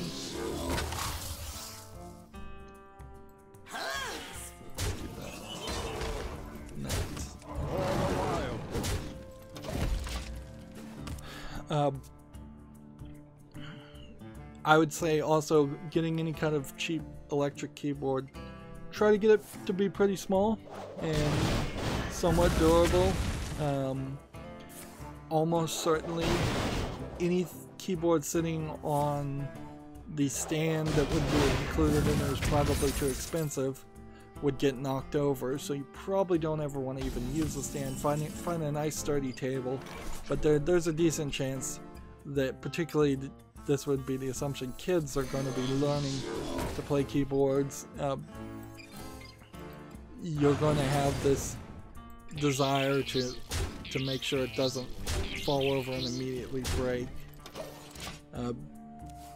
Generally, I'd say an electric keyboard, if you want to learn piano, is also a secondary thing you get after you get piano lessons, and a thing you don't want to spend too much money on because kids will probably change their mind.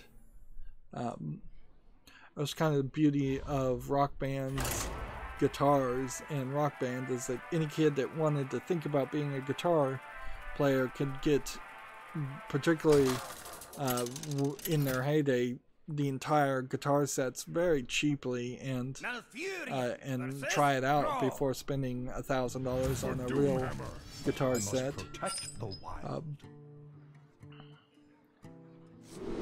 Let's see. Just a couple more Druid cards to play, and then we'll be done with the Asian account. Next, we have a game on Steam here called Arabian Stones VR Sudoku game. I don't know why you're calling it a Sudoku game, which is clearly originated from Japan as a numeric crosswords thing. Why are you putting this in an Egyptian Arabian setting?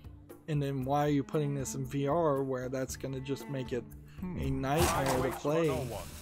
Like, this is a bad idea on top of a bad idea on top of a bad idea. Like, $4.99, English only. Clearly this is just asset flips.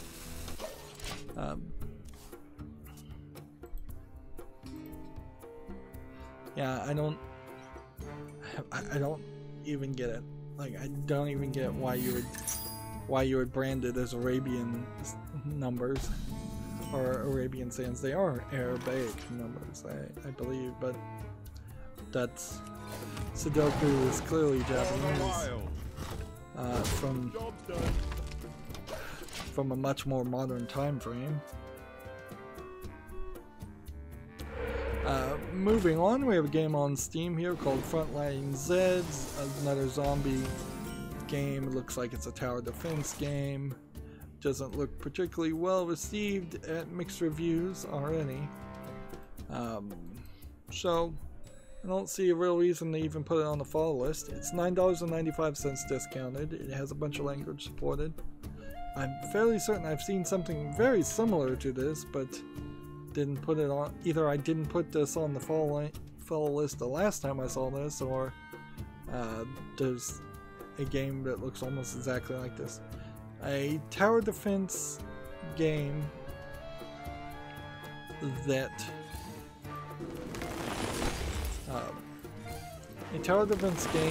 with zombies is effectively just Plants vs. Zombies, and I think Plants vs. Zombies proved that doing it in a cutesy, cartoony way was way more interesting than doing it in a hyper-realistic way. So I think people have given up on the idea of doing it the old-fashioned, doing a hyper-realistic one, or at least I would suggest giving up on that idea.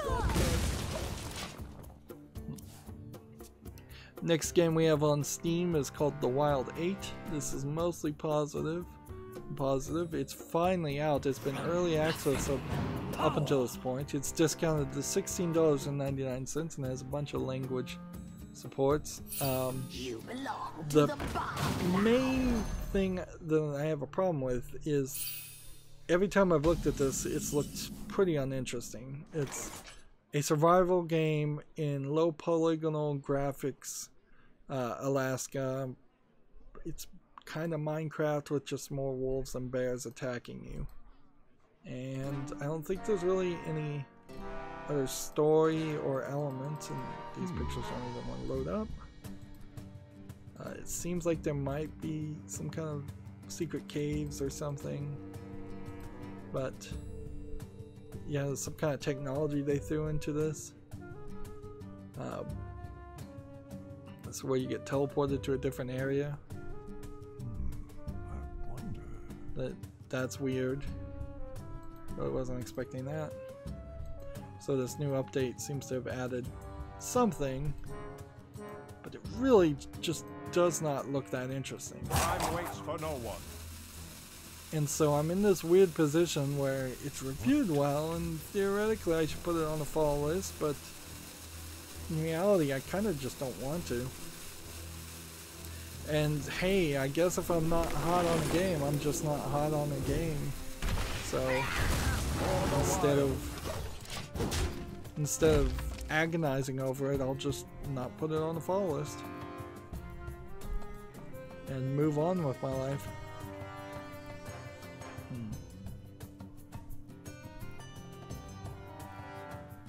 A Knight's Quest is out for Xbox Live at $24.99. It's from publisher Curve Digital. I recognize that publisher.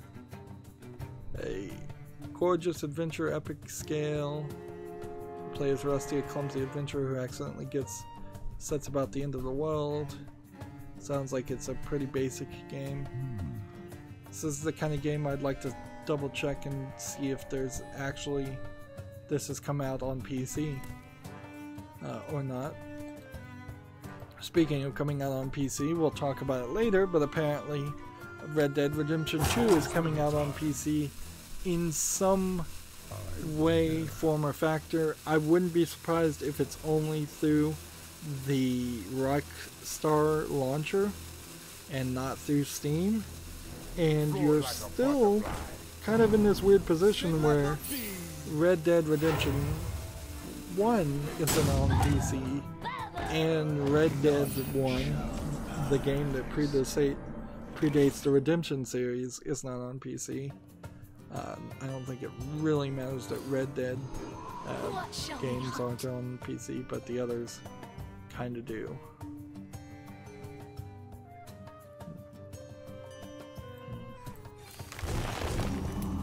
Job's done. And we'll talk about that maybe a little bit more when we get to the article. Gamma Sutra has this article. Monument Valley developer Us2 threatened with legal action over union busting.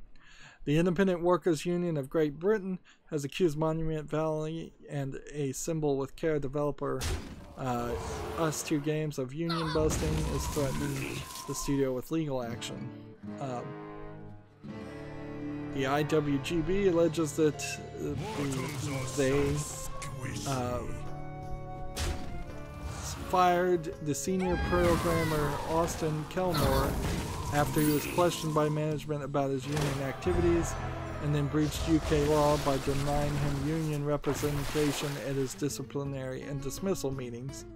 But yeah, that's definitely union busting.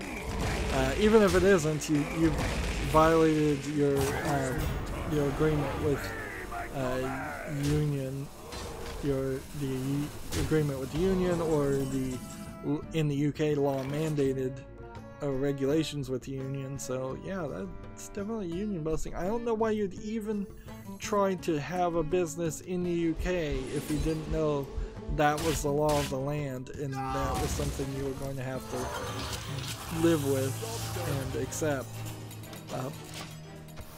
Meanwhile, if this was done in the United States, this would just be normal everyday business.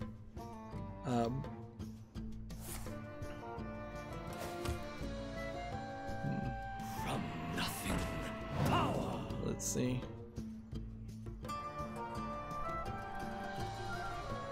What's interesting is apparently the management directly said they were putting him on leave and then dismissed, which is crazy. Like there's no reason to say we're putting somebody on leave and then dismissed. You should just say we're gonna fire him and pay him out for his contract.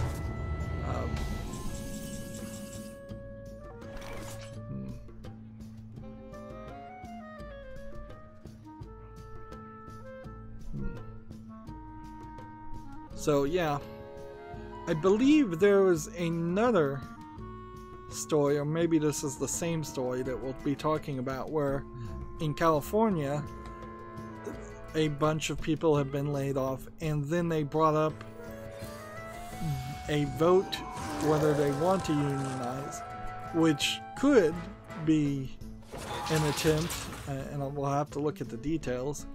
You could certainly fire all the employees that are pro-union, have a vote with all the remaining employees who are anti-union to say no, we don't want to unionize, and then that vote would stand as kind of a precedent to say we already had a vote to have a union, everybody said they didn't want it because they stacked the decks in their favor.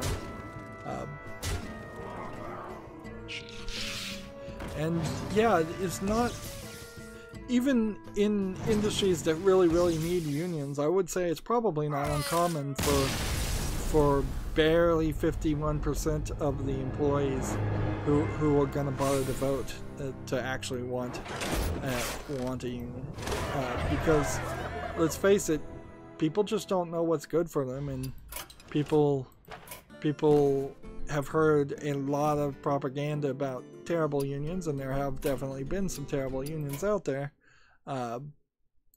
without realizing that more often than not you're already in a terrible situation at most jobs. If they're talking about having a union at a job, it's because the management sucks there. Like, happy employees don't discuss unions. It just doesn't happen. So if the discussion is happening, it's probably either time for you to consider leaving that job or just signing up, and maybe with your involvement in the union, your job, it won't be as bad. It won't be a bad union. Getting involved is the way to avoid problems like that. Moving on, TechCrafter has an article. Steam Labs Deep Dive gets updated. I don't know if this is just another update for Deep Dive or if this is simply the same update. I don't think it really matters too much Versus Thrall. in one way or the other. Your soul So shall be mine. the Deep Dive, let's see. Can we do a deep dive from Remember Me like they did to show off what they did? Oh, no, not really. You know, Remember Me in particular, while I show this off, very pretty game. Played awful, but in comparison to the game Echo or the game not Control. Control is better than Remember Me by a few steps as far as the gameplay mechanics go. Although I would also argue that the visuals are not as varied or interesting in Control. The game Echo looks as pretty as Remember Me, but plays nowhere as good as gameplay mechanic. And then the other game I played was geez, I can't even remember the name of the game, but it was also somewhat pretty, particularly in the screenshots, but then very lackluster in story and environments and everything. It by far was the worst example of a run of different types of games with very pretty main characters, female protagonists mostly. I would say Remember Me, even compared to Control though, also had a much better story it wanted to tell that is kind of its own unique thing, whereas Control is really just stealing concepts from SCP, which I've never before playing the game had even heard of SCP, and I still don't think that website's concept is deep enough or interesting enough to interest me. Like SCP, if you were going to do anything with it, I would have ripped it off and made a TV series. I definitely would not have made a video game, and even if I had made a video game, I wouldn't have made one that made one single character be the center focus of the entire story, because that's in the exact opposite concept of what the SCP website is. It's a faceless, nameless organization that is dealing with a variety of anomalies, and the anomalies are the focus. Control is totally a focus on Jessie Faden. Like she's the main focus. Someone was talking about Control and the interesting twist that kind of happens there, and just how crazy the game is, that she calls the Hiss, the main enemy, the Hiss. She coins that phrase. And yet, somehow, in the pieces of found paper, like the backstory that you were supposed to be reading and I read basically none of, you start to see the enemy referred to as the Hiss. So it's like your will is imposing what is being said on these documents, and time is kind of irrelevant. Actions and causes seem to go in backwards ways, which is an interesting, like, either Easter egg or just straight up continuity error in the game. But in the main storyline, the part I played of Control, that never really gets addressed. It's just creepiness for creepiness sake, and that's pretty much it. Let's see, will this give a pump up for the 3? No. That's incredible.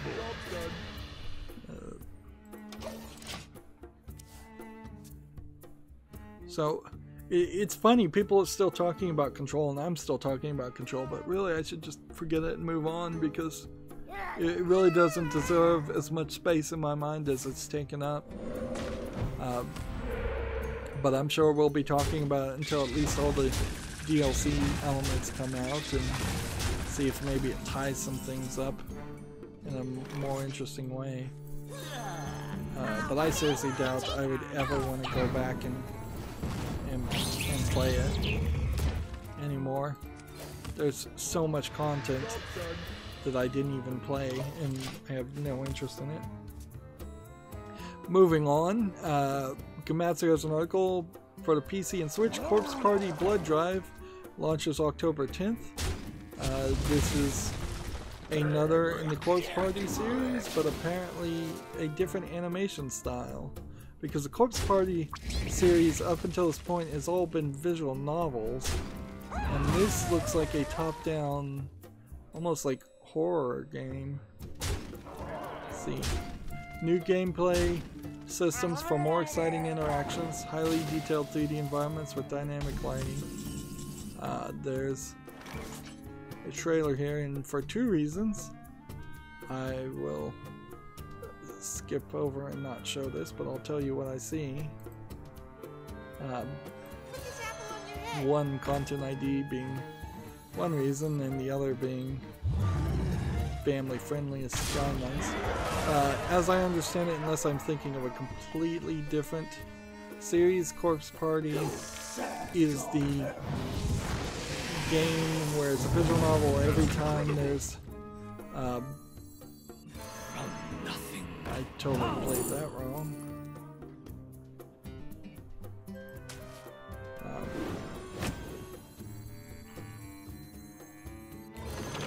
Yeah, there's... Yeah, I think I might be thinking of a different visual novel series. Corpse Party is a horror visual novel series, and I'll just leave it at that because I don't remember.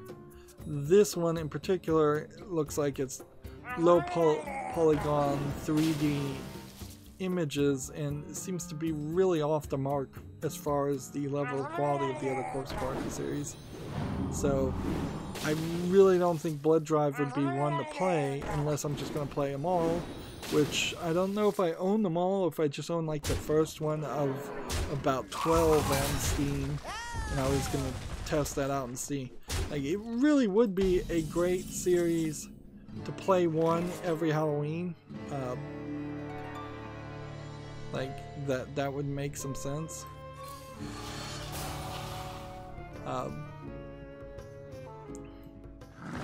But only if it actually is interesting.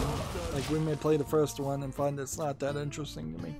But it certainly is interesting to enough people, because you wouldn't be on your 12th iteration of a series if some people weren't buying it. Moving on, Gamasutra has an article, Splatter Tiles, how to tile your game without all that fuss. Seems to be an advertisement for, or either this is a blog on programming, or this is just a example of how to tile your game so it looks interesting in the background and looks randomized. Which, in all fairness, some of these tiling examples like this does not look terrible. I'd say this kind of looks pretty bad. There are definitely more complicated. This looks kind of bad, but not terrible. I've seen a lot worse.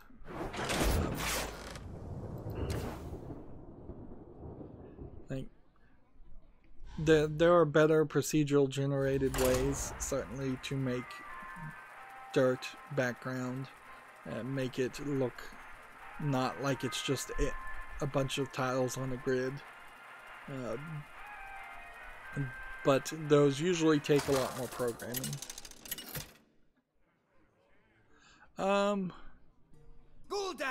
I don't think I'm going to bother to show this because of YouTube family-friendly guidelines, but TechRaptor has an article, Nutaku's My Naughty Tales lets you make your own stories. is the title of the article, and then there's a subparagraph, and you can create puzzles too, slide puzzles. These are realistic 3D models, and not hyper realistic 3D models by any means, but like 3D models of women that you can kind of pose and make your own stories to. Probably not something that anybody should buy, but I don't know if you're even buying them from Nutaku, or if you can just get them via some subscription or something. I don't even know what the monetization policy of Nutaku is, come to think of it. Moving on to more important news. Gamma Sutra has an article here. The Writers Guild of America has removed video game writing category from the 2020 awards due to the lack of titles that qualify for consideration, though the guild is open to bringing it back if certain conditions are met. So this is probably the worst damnation you could possibly have of the state of video games in this year, is that the writing is just all so bad that the Writers Guild doesn't even want to read a synopsis of the story, or doesn't want to play the game. I don't even know what they would have to do to vote on it. I imagine if it's anything like the Emmys, you just kind of get people to vote on it who haven't even played the games. Let's see. The Video Game Writing Award started in 2008, so 11 years. It has given awards to a game called Deadhead Fred, I've never heard of. Star Wars The Force Unleashed, I think that's a pretty good story. The Last of Us, I think that's a pretty good story. Horizon Zero Dawn. Several Uncharted and Assassin's Creed games claimed the Outstanding Achievement in Video Game Writing Award. And the final recipient is God of War, the new God of War game. So you could potentially make the argument that God of War destroyed that category, but honestly it's much more realistic to say that the video game industry, the AAA industry in particular, has destroyed that category because they've just not bothered to have good writing. And you can go into a lot more deeper speculation as to why that is. Is it because every single game that you come out that has deep writing gets attacked both from the extreme left and the extreme right for being either too political one way or not political enough in another way? Is it because the video game industry in general has just moved to a focus of having more and more free-to-play elements and free-to-play games in their games, and thus less focus on story? The mobile game that I'm playing, Destiny's Child, it puts a pretty large emphasis on having Season 1, and the global version has now started Season 2. It actually tries to put some story. There's definitely a little bit of story with every new character added. As a gacha game, new characters are added constantly. With every event, there's a new story added. The main story mode is getting more content. And they've also expanded their YouTube channel to even put out more side story that way. So, even if it is a mobile game, you can certainly have story if you focus on it. And it can be moderately good if you write it moderately good. Still, game story doesn't have to be bad. It just kind of is. And The Last of Us 2, as it comes out, not potentially being eligible for the award that it won in its predecessor one, puts you in this weird position where that might be another damning comparison to make if the story in Last of Us 2 is actually pretty bad, which some of the trailers are giving some kind of indication that that might be the case. Like, I'm trying to think. People might say Control is the most recent game with a good story, and I would disagree with that, but I respect other people's opinion there. It surely seems like a lot of people do like that, but I don't think Control compares emotionally to even the God of War reboot.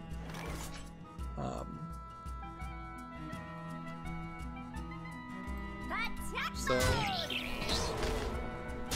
yeah, I don't know.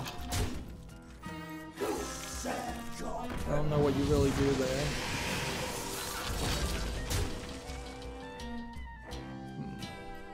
As you command. This one attack and rush. And we'll draw a card. And attack, and then in return. Next we have a game on Steam called Football the Hardest Job. This seems like this is a soccer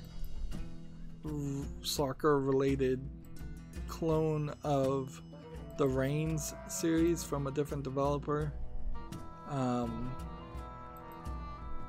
but focused around soccer and stealing a concept, probably doing it a lot worse. This is $1.39 discounted, English only. And we can look at this developer and just make sure they aren't the developer of Reigns. They aren't. The only other thing they have on Steam is an RPG character builder, so that pretty much tells me that they're making low effort products on Steam and just trying to steal people's money. Yeah, besides Control, I don't even really remember what came out this year. It's been a long year, to say the least. So I wouldn't be surprised if there's kind of a large amount of things that came out and I forgot about them.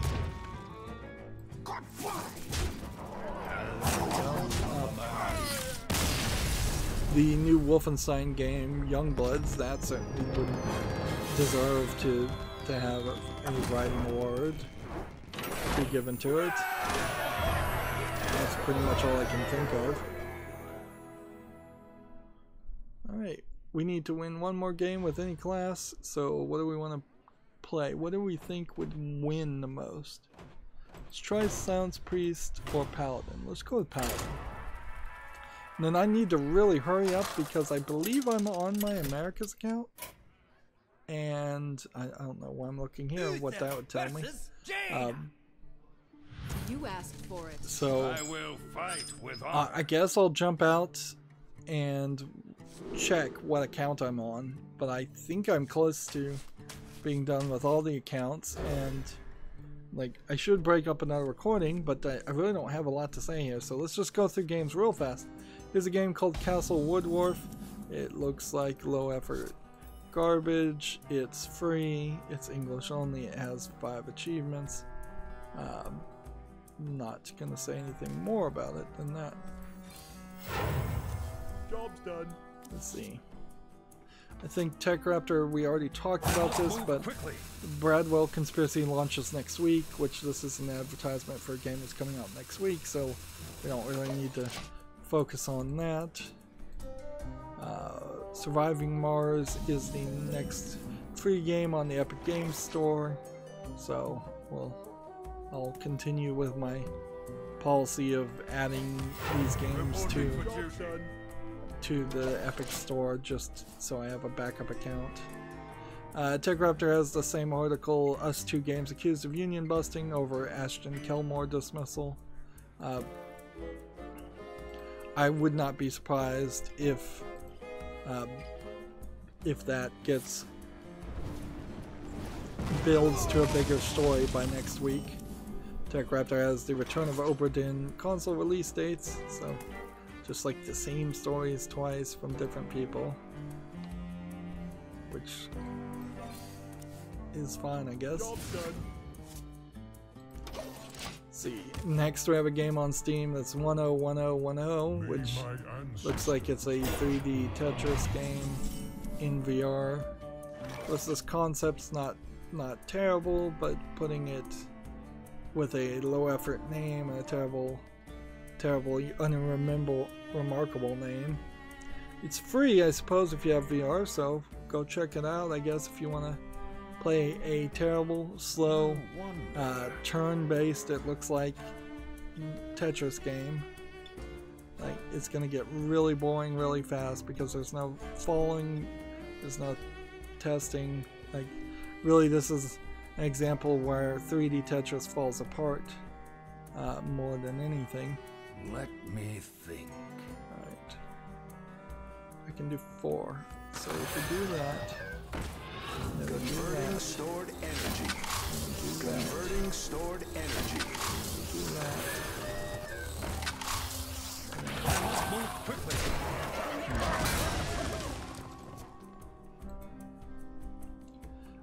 Gamatsu has an article here. Chasm version 1.070 update now available for consoles, adds arcade mode, customized controls, and more. Chasm, I guess is how you'd pronounce that.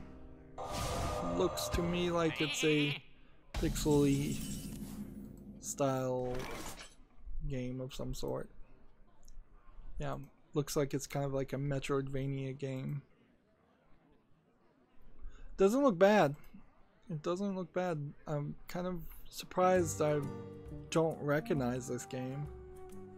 I wonder. Apparently, it's not on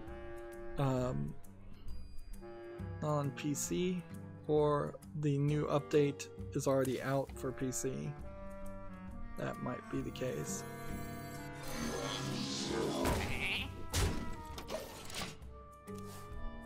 So I'll have to do some more research.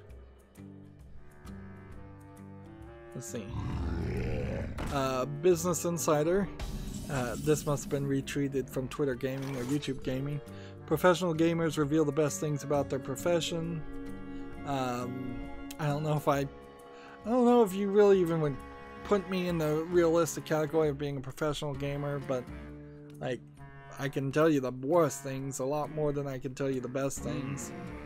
As far as being a professional gamer, although also professional gamers, they might mean esports players specifically, not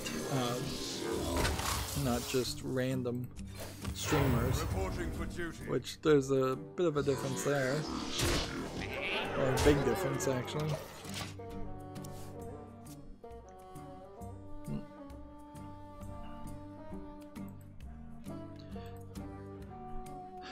Yeah, being a professional gamer is like dreaming to be a professional football player. It's gonna work for a insignificantly small percentage of people, and everybody else is going to have their dreams crushed.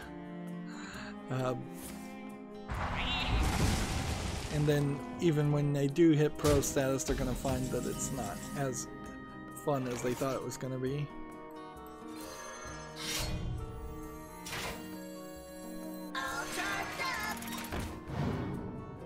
For justice. Let's see. TechRaptor has an article here. A satirical Metroidvania game called Super Epic is coming in December.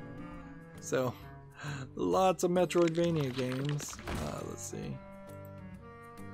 Now, being satirical in nature might just be an indication that it's a troll joke game. And frankly, a lot of what I'm skipping around this trailer for does look to me to be more of a troll joke game than something I'd actually be interested in playing. So we'll see if Super Epic can carefully dance that line, or if it's going to totally turn into just yet another game that I immediately dismiss. Gamatsu has an article here. Forever Entertainment announces House of the Dead remake and House of the Dead 2 remake. We kind of already knew this. Maybe it was a rumor. The big question is, how much of a remake is this going to be? Are they really going to get this series on a new path where it actually, as an on-rail shooter where you're shooting zombies, is entertaining and fun? Or is it going to just be the same old janky, terrible games that the entire series is known for? I mean, it's pretty pathetic that Typing of the Dead is probably the only of the Dead series games that you should even think about owning or playing, and you're only owning that and playing it as a goof, and more than anything else. Time runs out on me. Next we have a game on Steam, Endless Fables 4 Shadows Within. It's a hidden object adventure game. Yep, they seem like they're still happening. $11.99 discounted, English and a bunch of other languages.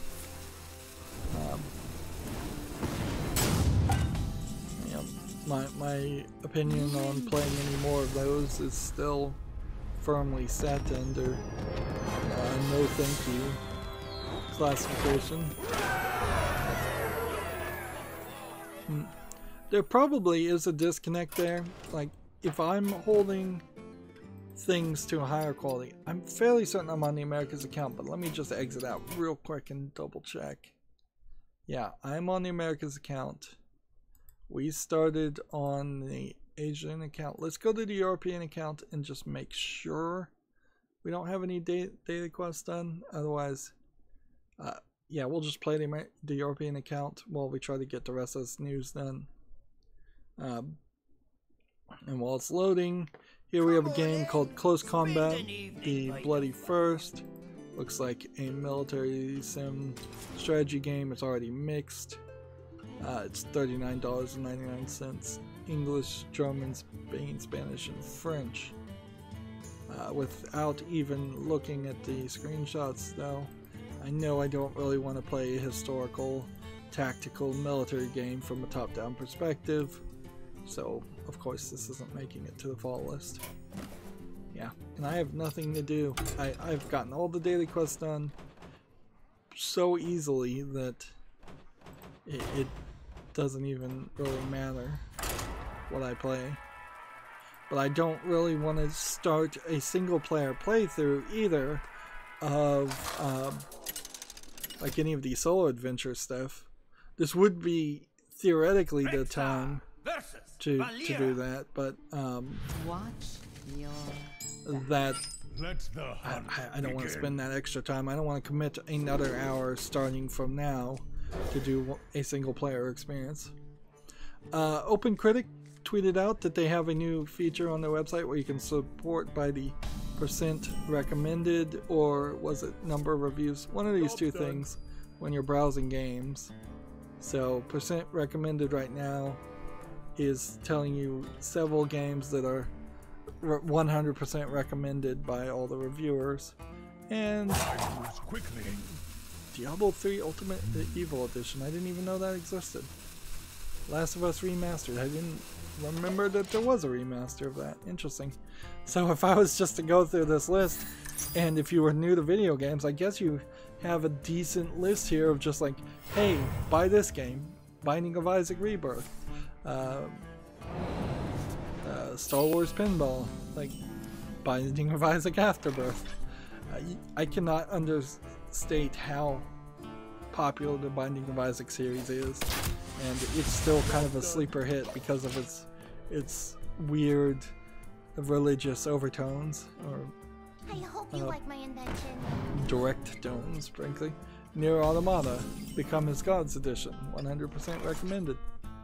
Yeah, this first page of OpenCritic alone is just like the perfect shopping list to narrow down to your own tastes.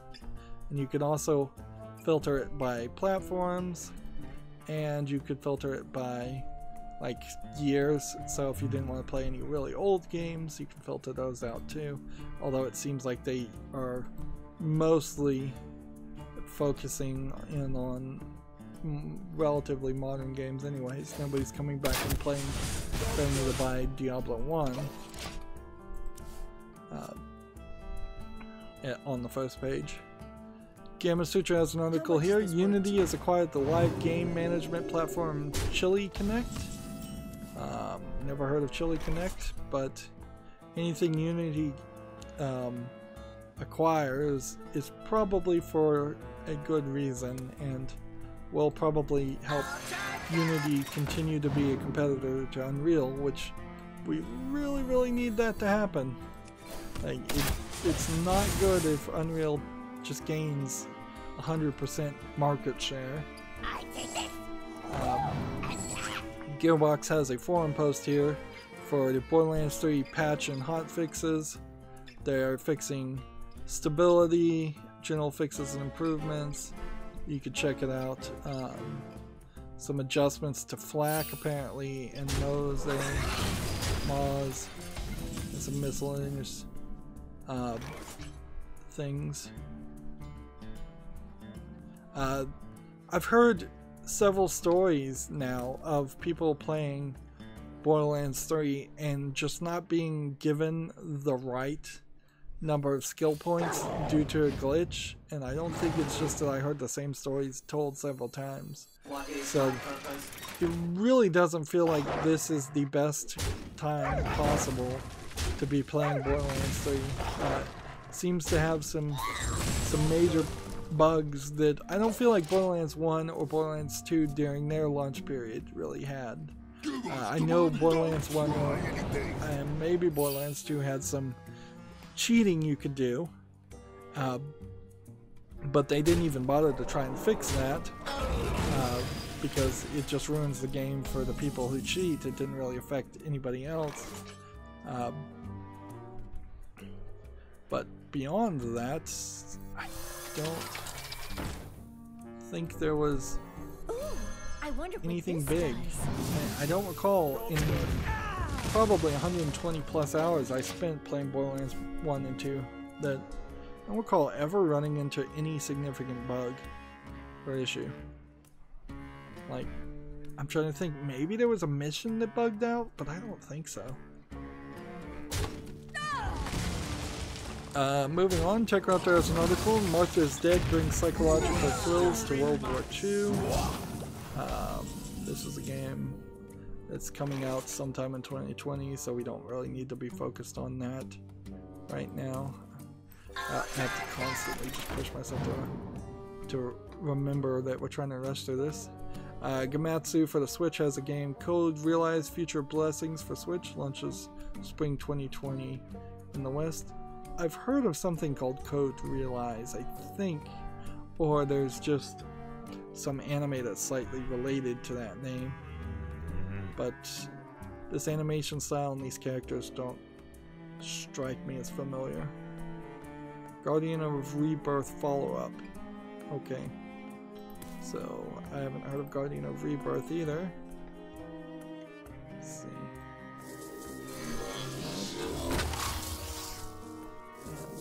Unity, precision, perfection. Kill that, I guess, and not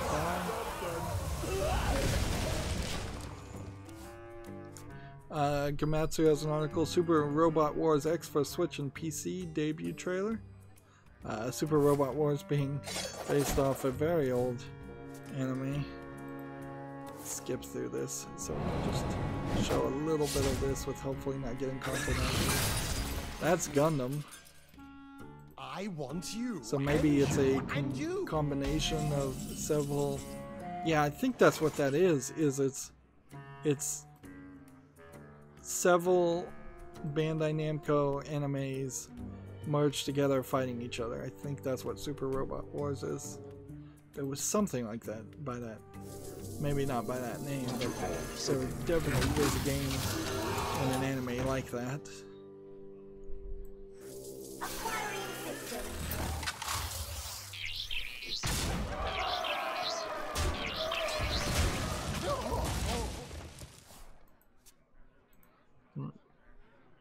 Gamatsu has an article here, PC, PS4, Switch, River City Melee Mock World Soccer Team trailer. Which I don't know what kind of game this is in the River City series. It seems like it is just battle as a sport. Looks a lot different than River City Girls from Way Forward or some of the other River City games. So it does seem like they're kind of all over the place with the River City series right now.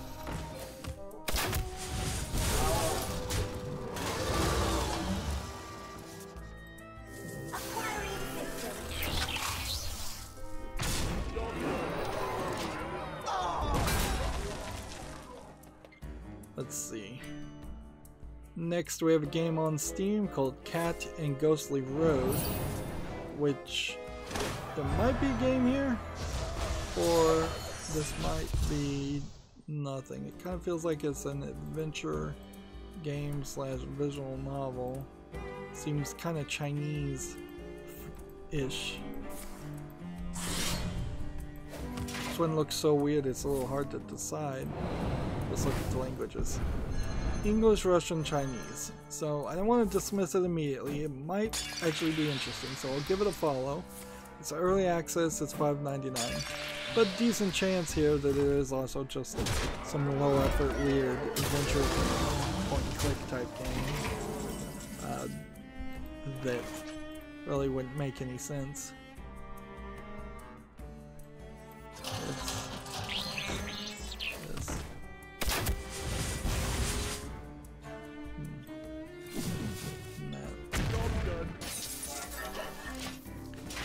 Next we have a game on Steam called Hero of the Forest. This is an RPG Maker game.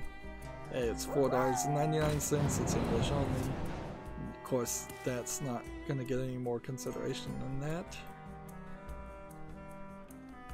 Let's see, is this tagged new or sexual content? Nope. Next we have a visual novel called Ciconia, I guess is how that's pronounced, When They Cry. Now the phrase When They Cry either is a series of visual novels or it's just a phrase that it translates poorly from Japanese to English. Phase 1 for you, the replaceable ones. This looks like a different animation style than anything I recognize. So this might be a spin-off series. This might be nothing. It's from Manga Gamer, so that Manga Gamer has about 50-50 reputation. It's $37.99 discounted, English and Japanese with no full audio. So it's got to be really, really good to be technically episodic, which isn't a big deal in a visual novel, but also be $40 without any voice acting and from Manga Gamer, which is slightly questionable. I would also question some of this art style as being just a little weird, a little bad in my opinion. It doesn't feel like that's my style of animation. Well, I'll put it on the fall list and we'll see what happens. Let's see. This next game is showing a backside in the thumbnail of a character in a bikini, and then it seems to just be highlighting a slot machine, and it's $7.99 and it's English and Japanese. So we've got this game here, Nangoku Sodachi. It looks like it's straight up just a slot machine emulator.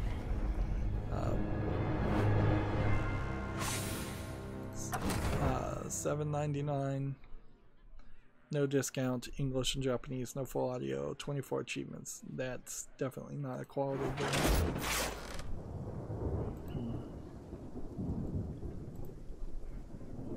Let's see.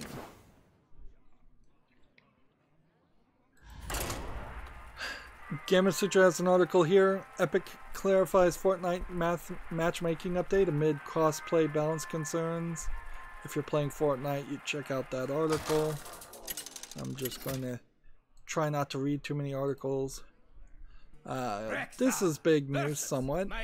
Gamasutra has a obituary for the former Nintendo lawyer John Kirby, who the name of which they took to name the character Kirby. Kirby was the lawyer who represented Nintendo over the legal dispute over Donkey Kong versus King Kong, and they named Kirby's Dream Land after him. He was 79 years old. He passed away. It's an interesting story about the lawsuit that they probably shouldn't have succeeded on, but whatever. Let's see. He was assistant to the head of the Civil Rights Division of the U.S. Department of Justice in the 1960s. Let's see. He helped uncover discriminatory practices against African American voters in certain states. So he did a lot more for the United States than just allowing us to play Donkey Kong.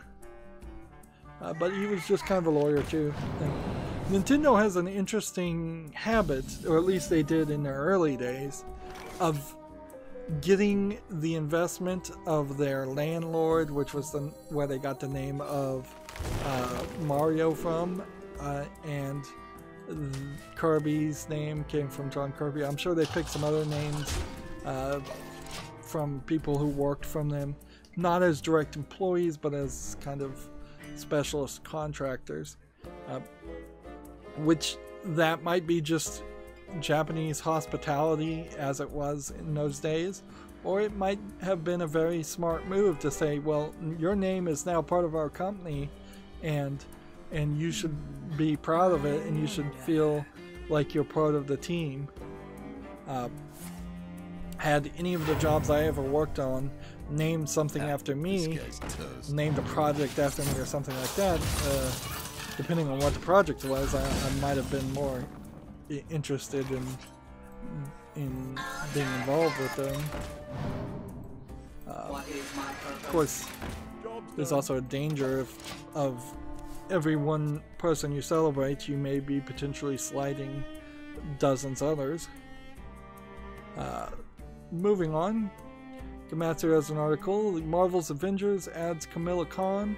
The self-avowed Avengers fan joins the fray. Camilla Khan, I think, is not Miss Marvel, or Marvel, Captain Marvel, or whatever the name is. I would say, like, the Miss Marvel, Captain Marvel character from the movies has already been kind of written out of the series from last I heard. So this game, and this is an example of this really is an example of them being very slow to react to changes, and because game development just takes longer. And so here, where we have the same or similar article from TechRaptor, hands-on with Marvel's Avengers cast, Embiggens adds Miss Marvel. Embiggens is not a real word, though it's been colloquially adopted. So yeah, there's a Miss Marvel and then there's Captain Marvel. I think they are different characters, and this is Miss Marvel. And apparently she can make her hands stretch and grow, whereas Captain Marvel is basically just Superman.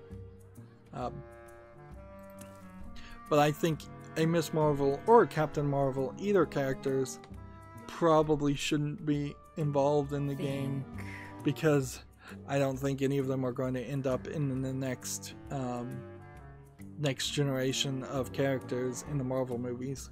Which honestly, the right move here would be to put everything in the vault and take a good 4 to 8 years before you release the next Marvel movie. Just end with Endgame and take some time and just stop trying to flood the market with Marvel movie after Marvel movie after Marvel movie. Because you don't want to push people to the point of exhaustion, which is really where this is going to boil down to, is people will just become tired of seeing Marvel movies. This is going to work fine. So we can do that, and then this will do 1 poison damage to everything. Next we have a game on Steam called Him and I, which seems to be some kind of joke game where you're playing with a zombie person. It's like 5% off for $9.49, English and Turkish. So I don't know if this is supposed to be a real game and it's just made bad or what. It's probably, if anything, it's probably a low effort clone of the Last of Us concept. But yeah, it looks like MS Paint graphics as I'm looking at it, and it's definitely not quality. So there's nothing more that needs to come about that. I don't have enough mana. I don't have enough mana. Let's see. Gamasutra, here he goes. This was the other story. Kickstarter, a different company, controversially sends unionization to vote after staff firings. Kickstarter has told staff it will recognize a union if employees vote for one in an election certified by the National Labor Relations Board. The news comes after the crowdfunding company, which has helped fund a trove of notable video game projects, was accused of union busting for allegedly firing 3 employees for their involvements in ongoing unionization efforts. Let's see. Dismissing staff minions for union-related activities is forbidden by U.S. labor law. Oh, really? Is it? First, I'd never heard of that. Although Kickstarter has pushed back against those allegations. So, yeah. I don't know what more you really want to take from that. It seems pretty obvious that's exactly what they did, and now they just don't want to get in trouble for it. This does.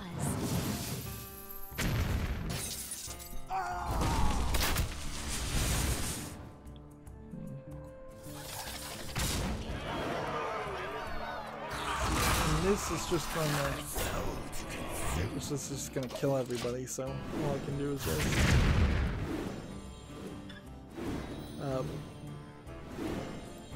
So yeah, you could totally see how by firing the people that were pushing for unions and then saying we'll have a staff vote with all the people we didn't fire that we know are anti-union, you can stack that vote in your favor, and that seems exactly what they've done. And this is part of a larger narrative, certainly, of... I don't think I'm going to play any more games today. We'll just finish the news. It's a larger narrative worldwide of video game companies unionizing, and they really needed it, so I don't really blame them. Like 30 packs. But I guess you could have as many as you want. Moving on, Gamasutra has an article. The Crow Team co-founder Adam Ladovic has departed the studio to join Google Stadia team. This might be a good movie for him, but it might be a good move for him, but maybe not, because working for Google means you potentially aren't going to accomplish anything ever, but you'll get a big paycheck. Meanwhile, Crow Team, on the other hand, really isn't doing much and isn't going to do too much. I suspect this is probably a pretty amicable departure, and we find that all Crow Team games show up on the Stadia rather quickly. Let's see. This was tweeted out, I believe, by the ESRB. Can a video game improve social aptitude in autistic children? Apparently a researcher from the Department of Information and Communication Technology at the University of Pompeu Fabra in Barcelona is attempting that. So that's an interesting story, probably not something that's been peer reviewed enough. If anything, I would suspect having kids with autism play video games only feeds into the idea of them being less sociable, and there might be some small bits of training that would be helpful there, but the number one thing they need to do is deal with real people and learn how to deal with real people, not fake fictional people on the screen. Although the division between a real person and a fake fictional person on the screen is getting smaller and smaller by the day.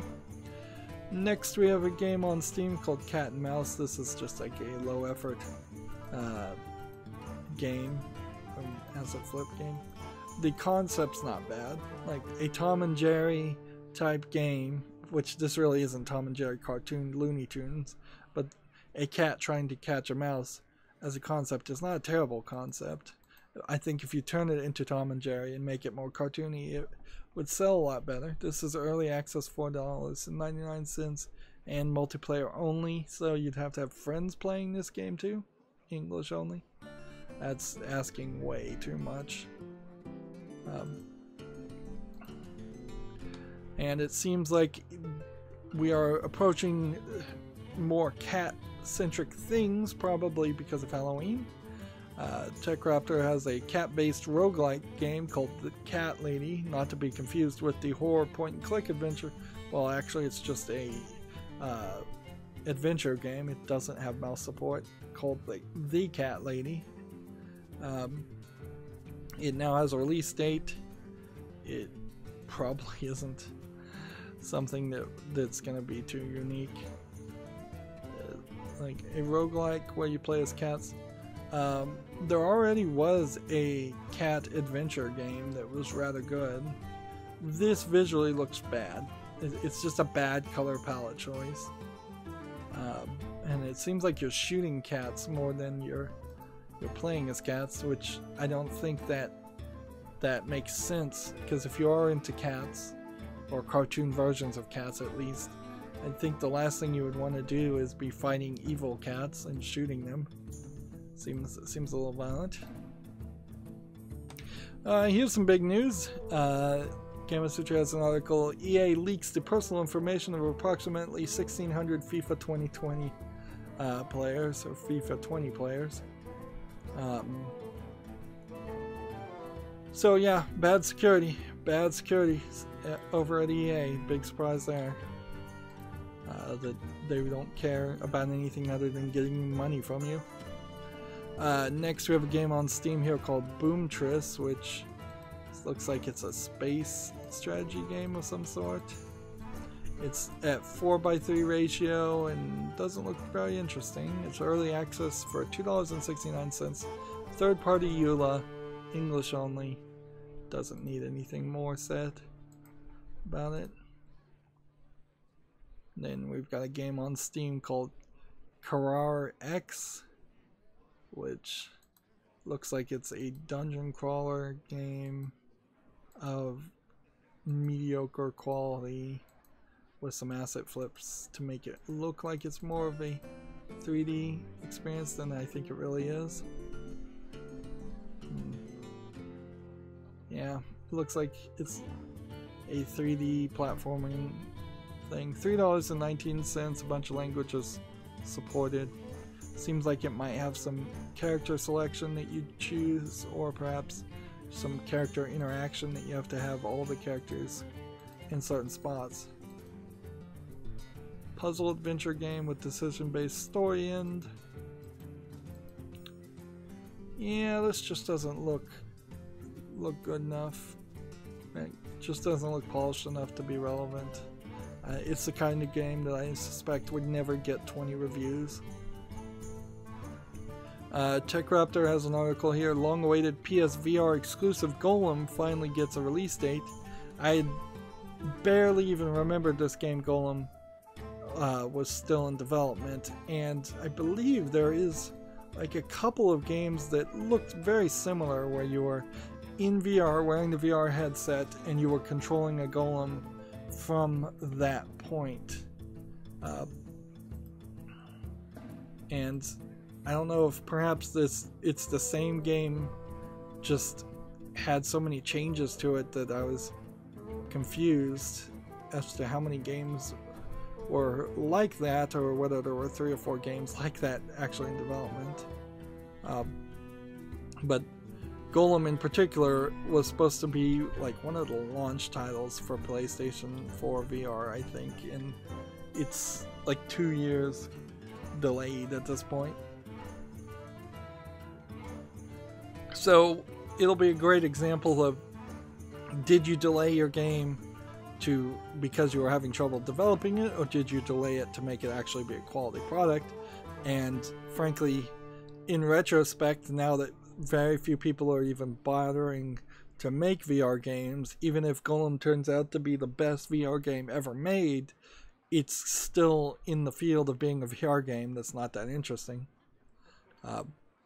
Speaking of VR games that don't look that interesting, here we have Lina VR, Linea, which looks like it's a dodge these red bars type of game, kind of like Beat Saber, but with your body. The video showed the guy dancing around a lot, but VR doesn't work that way, so he's just dancing around for no reason.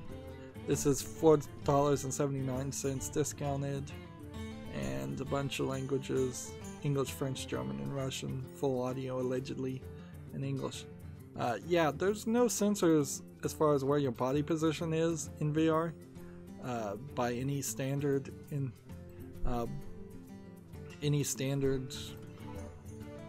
interfaces. So you see this guy like dodging left and right. Like, what he's really doing is, if he's playing at all, is moving the handles and pressing a button to dodge and such. Like it totally cannot scan your body. That is possibly something that needs to be added to VR to make it work a little bit better, but still don't think I've fixed most of the problems, which is the expense of VR. Next we have a game on Steam called Reign of Reflection, which looks very polished. Seems to be a adventure strategy game by the tags, and yeah, this looks pretty. It might be a little bit XCOM-ish, but I think that there's enough polish here. Now, it's chapter 1, so there's a bit of a problem of it being episodic. $17.09. English with full audio, 56 achievements, which is kind of a lot. This is the kind of game that would really need to succeed so that they could get a full release out, and every chapter needs to be really good so they can make a complete version. We can see, as developers, this is the only game they have on Steam. But these graphics do look pretty. This does look like something that I would potentially want to play, depending on how long it is. That might be a factor too. Like, a stealth game will eventually lose its appeal if you're 20 hours into it and you're still mostly just stealthing around. TechRaptor has an article here: stranded sales finding their ways to PC and consoles soon.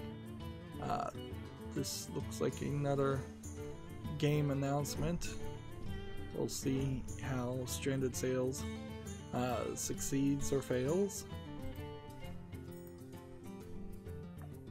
Let's see. Gamasutra has a advertisement, I believe this is. Ubisoft, PlayStation, and Survios reveal the future of AR VR entertainment at XRDC. Informa owns both Gamasutra and XRDC. This is disclosed at the bottom. So this really is just an advertisement. Let's see. TechRaptor has an article. Daedalic unveils a year of Reign release date, which this does not look like a Daedalic point-and-click adventure game. I'm not sure they're going to make any more point-and-click adventure games. I think they might just be out of that business. It's a PC real-time strategy launching November 6th. So when it launches, we'll get a better idea about the game. I don't know if I particularly trust trust Daedalus with new styles of games that they're releasing, but we'll see. Some of the other ones, like Candle, I believe was the name of the game, came out, and I don't know how well that was received. Next we have Try Attack, basically programming language. This is clearly a low effort programming game with a low effort asteroids clone in it. $3.99 discounted. Not making it to the list. This was slightly surprising. Double Fine tweeted out the game, not Knights and Bikes. They retweeted the production company. Well, they retweeted the video production company of the cartoon Costume Quest. A new season of Costume Quest is coming out on Amazon Prime Video. I'm surprised about that a little bit, but I guess Amazon Prime in particular is trying to just have as much kid-friendly video and video in general.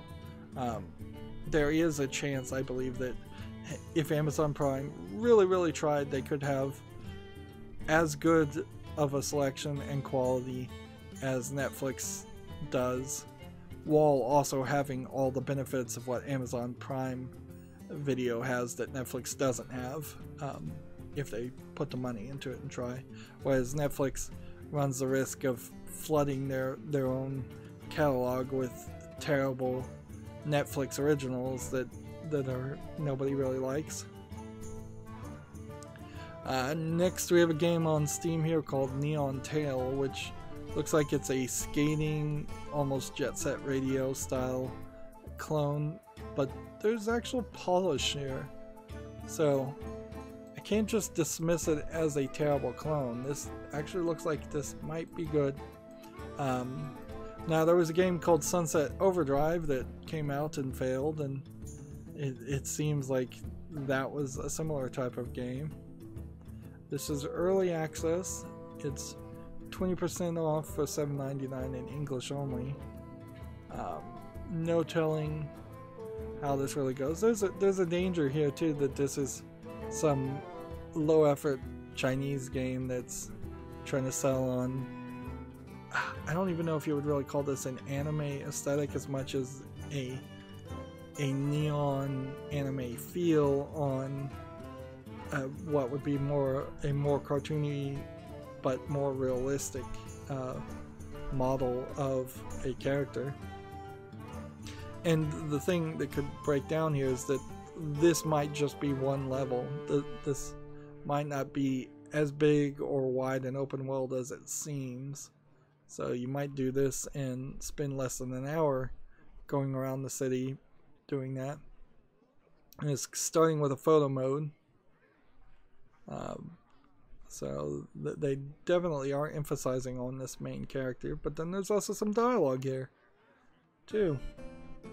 So I see ambition here, and ambition is good, to say the least.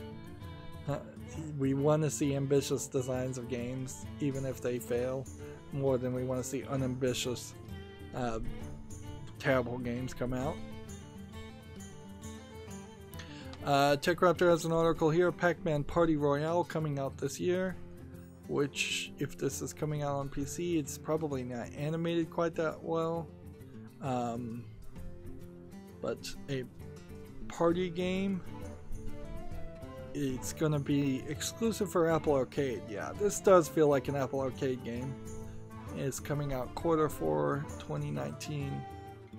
Yeah, I could see playing that on Apple Arcade. I could see Apple Arcade in particular being the party platform in general, where it's like, oh, we've got nothing better to do, let's pull out our Apple TV, Apple Arcade games and play them.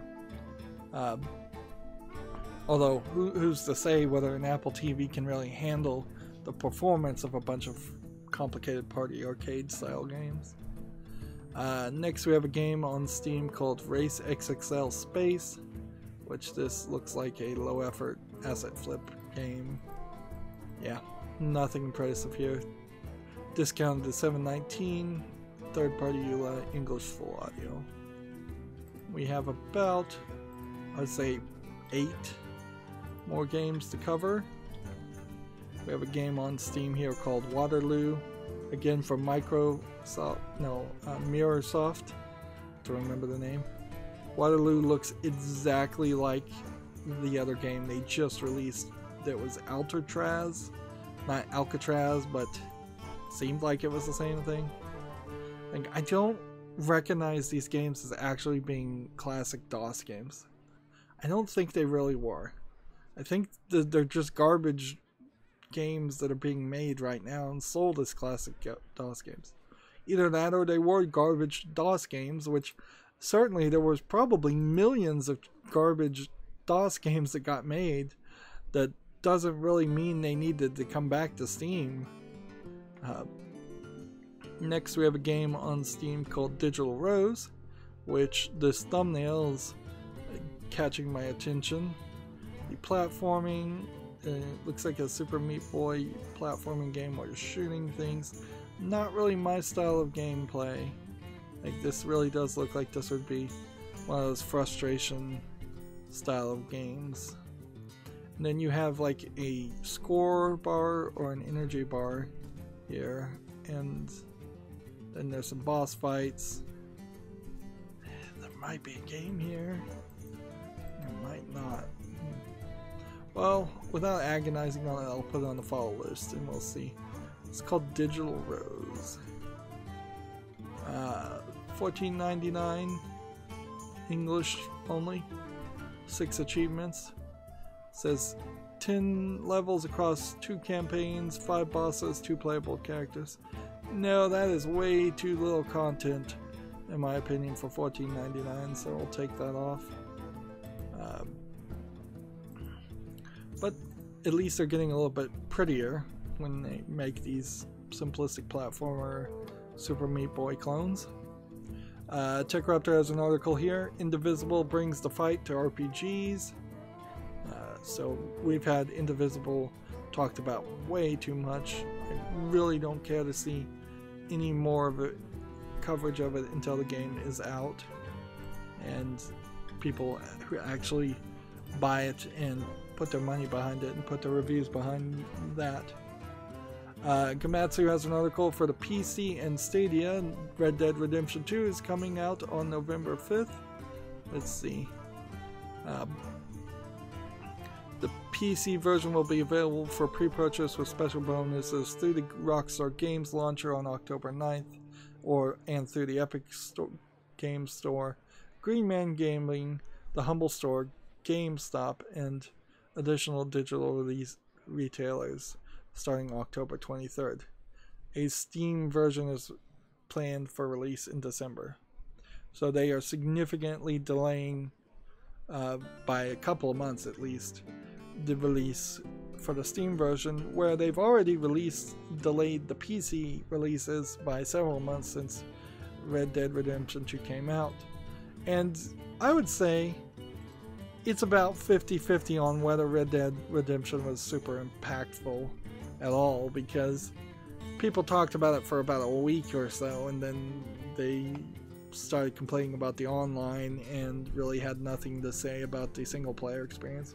Whereas for years people were talking about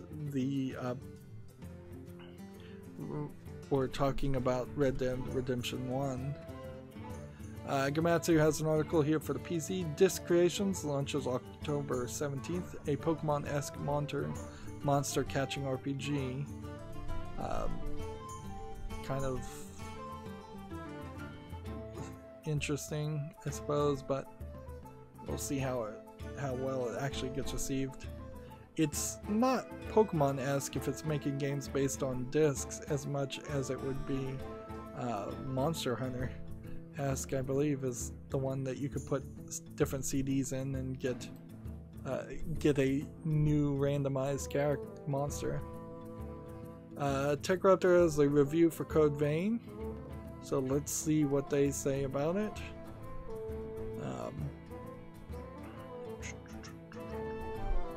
I would say Code Vein, even though you're playing as vampires, you're playing as like very unique vampires, so I'd say the story is probably better than they're getting credit for. It's just kind of doing something different with the vampire mythos than just doing the same thing over again. TechRaptor gives it a 6.5. Maybe it deserves that. Code Vein provides a very casual Souls-like experience, which will be perfect for the right sort of person. Actually, that would be perfect for me. Minor bugs and clunky JRPG style exposition aside, the game is a breeze to play through. Pros, I guess, are flexible character builds, a huge amount of character classes to try, fluid Souls-like combat. That sounds very appealing to me. Occasional bugs and a forgettable, easy to beat bosses, I think also appeals to me. So maybe Code Vein is the series for people who couldn't beat any of the Souls games, which would definitely be me. And it clearly is the game for anybody who's into anime characters or into vampires. It's a little surprising none of the other Souls games don't have vampires on them. They have several other things in them. Monsters of sorts. TechRaptor has an article here. My Heroes 1 Justice 2 announced coming next year. So, another anime fighter based off My Hero Academia, I believe. Although maybe it's not called My Hero Academia anymore. Maybe they graduated.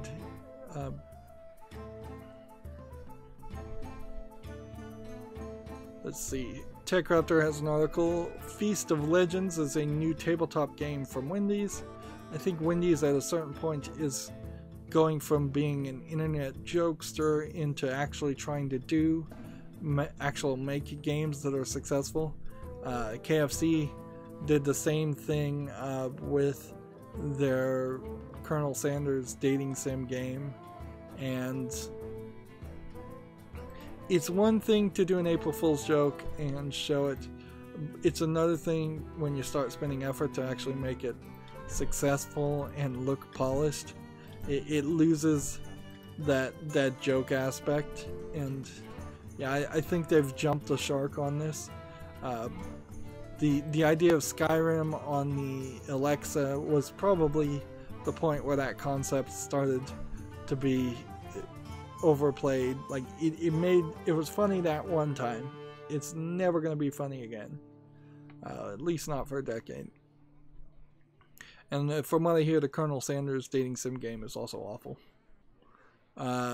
Here we have a game on Steam, Magic Farm 3 Ice Danger. This looks like it's just one of those adventure games with maybe some gameplay element in it. This is weird, actually. It looks almost like it's a RPG game, but then has the aesthetics of a hidden object game. Let's see. I guess maybe it's a farming game, but it kind of looks like a clicker. Kind of feels like Plants vs. Zombies if it was more fast-paced. Let's see. If we looked at this developer, does he have a Magic Farm 2 and 1 on Steam? No, he doesn't. But he does have several other games that are mixed and negative to outnumber the one game he does have. So yeah, this developer has such a bad name on Steam that I'm not willing to give this a chance.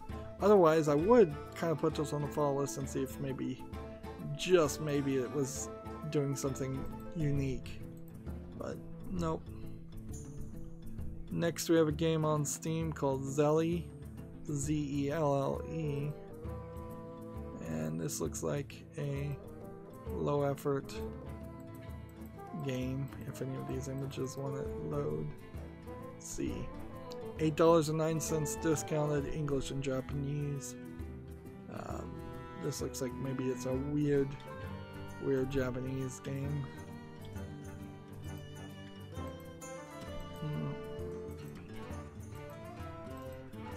yeah, weird Japanese indie game that frankly I would be unfair to every other weird indie game that I have dismissed if I put this on the follow list.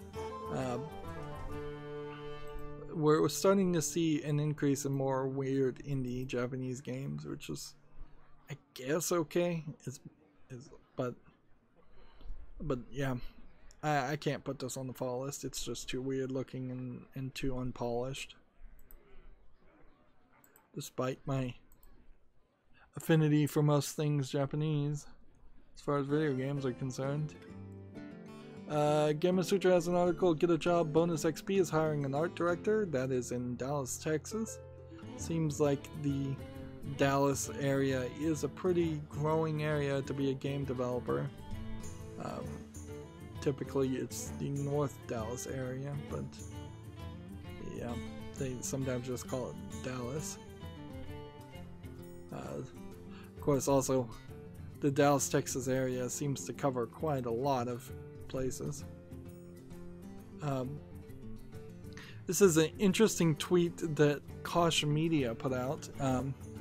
To celebrate the Ghostbusters video game remastered, they're giving away 10 copies of Ghostbusters 1 and 2 Blu-ray pack. I assume that would be the UK versions, and probably only open to UK people.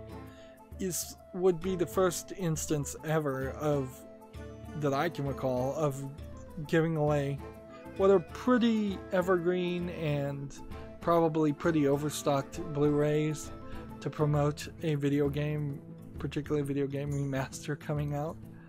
I guess you could have done that with the Mummy remastered if they'd given away a free copy of the Blu-ray with that, but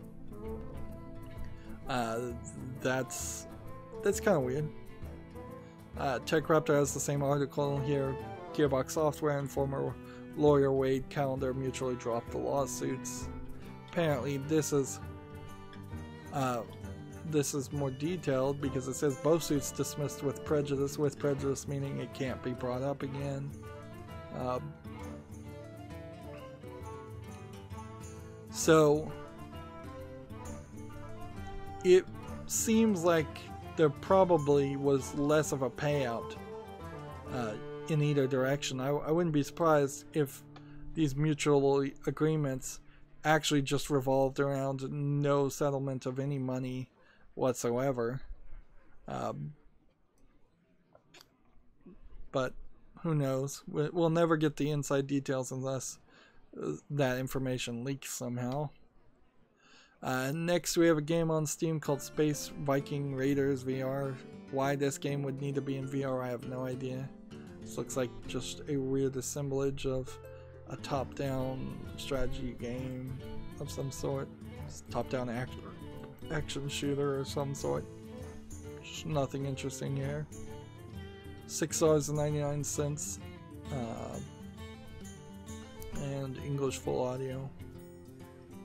Yep, nothing interesting there. We have about 4 more pages to go through and then we'll be done for the weekend. Next we have a game on Steam called Remote Life, which looks like it's an not Arkanoid, side-scroll shooter, whatever style game. Let's see. And I really think I have to stay a little firm on not being interested in playing these types of games. If somehow I get interested in playing these side-scrolling shooter games, then I'll just have to do a deep dive and go back and find games that I just didn't get before. This is $18.99 for English full audio. That's extremely expensive for these types of games, in my opinion. So yeah, I'm not gonna put that on the follow list.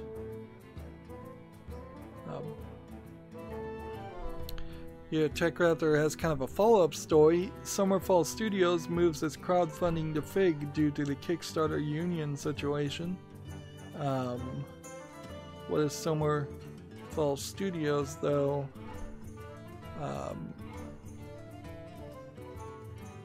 Developing.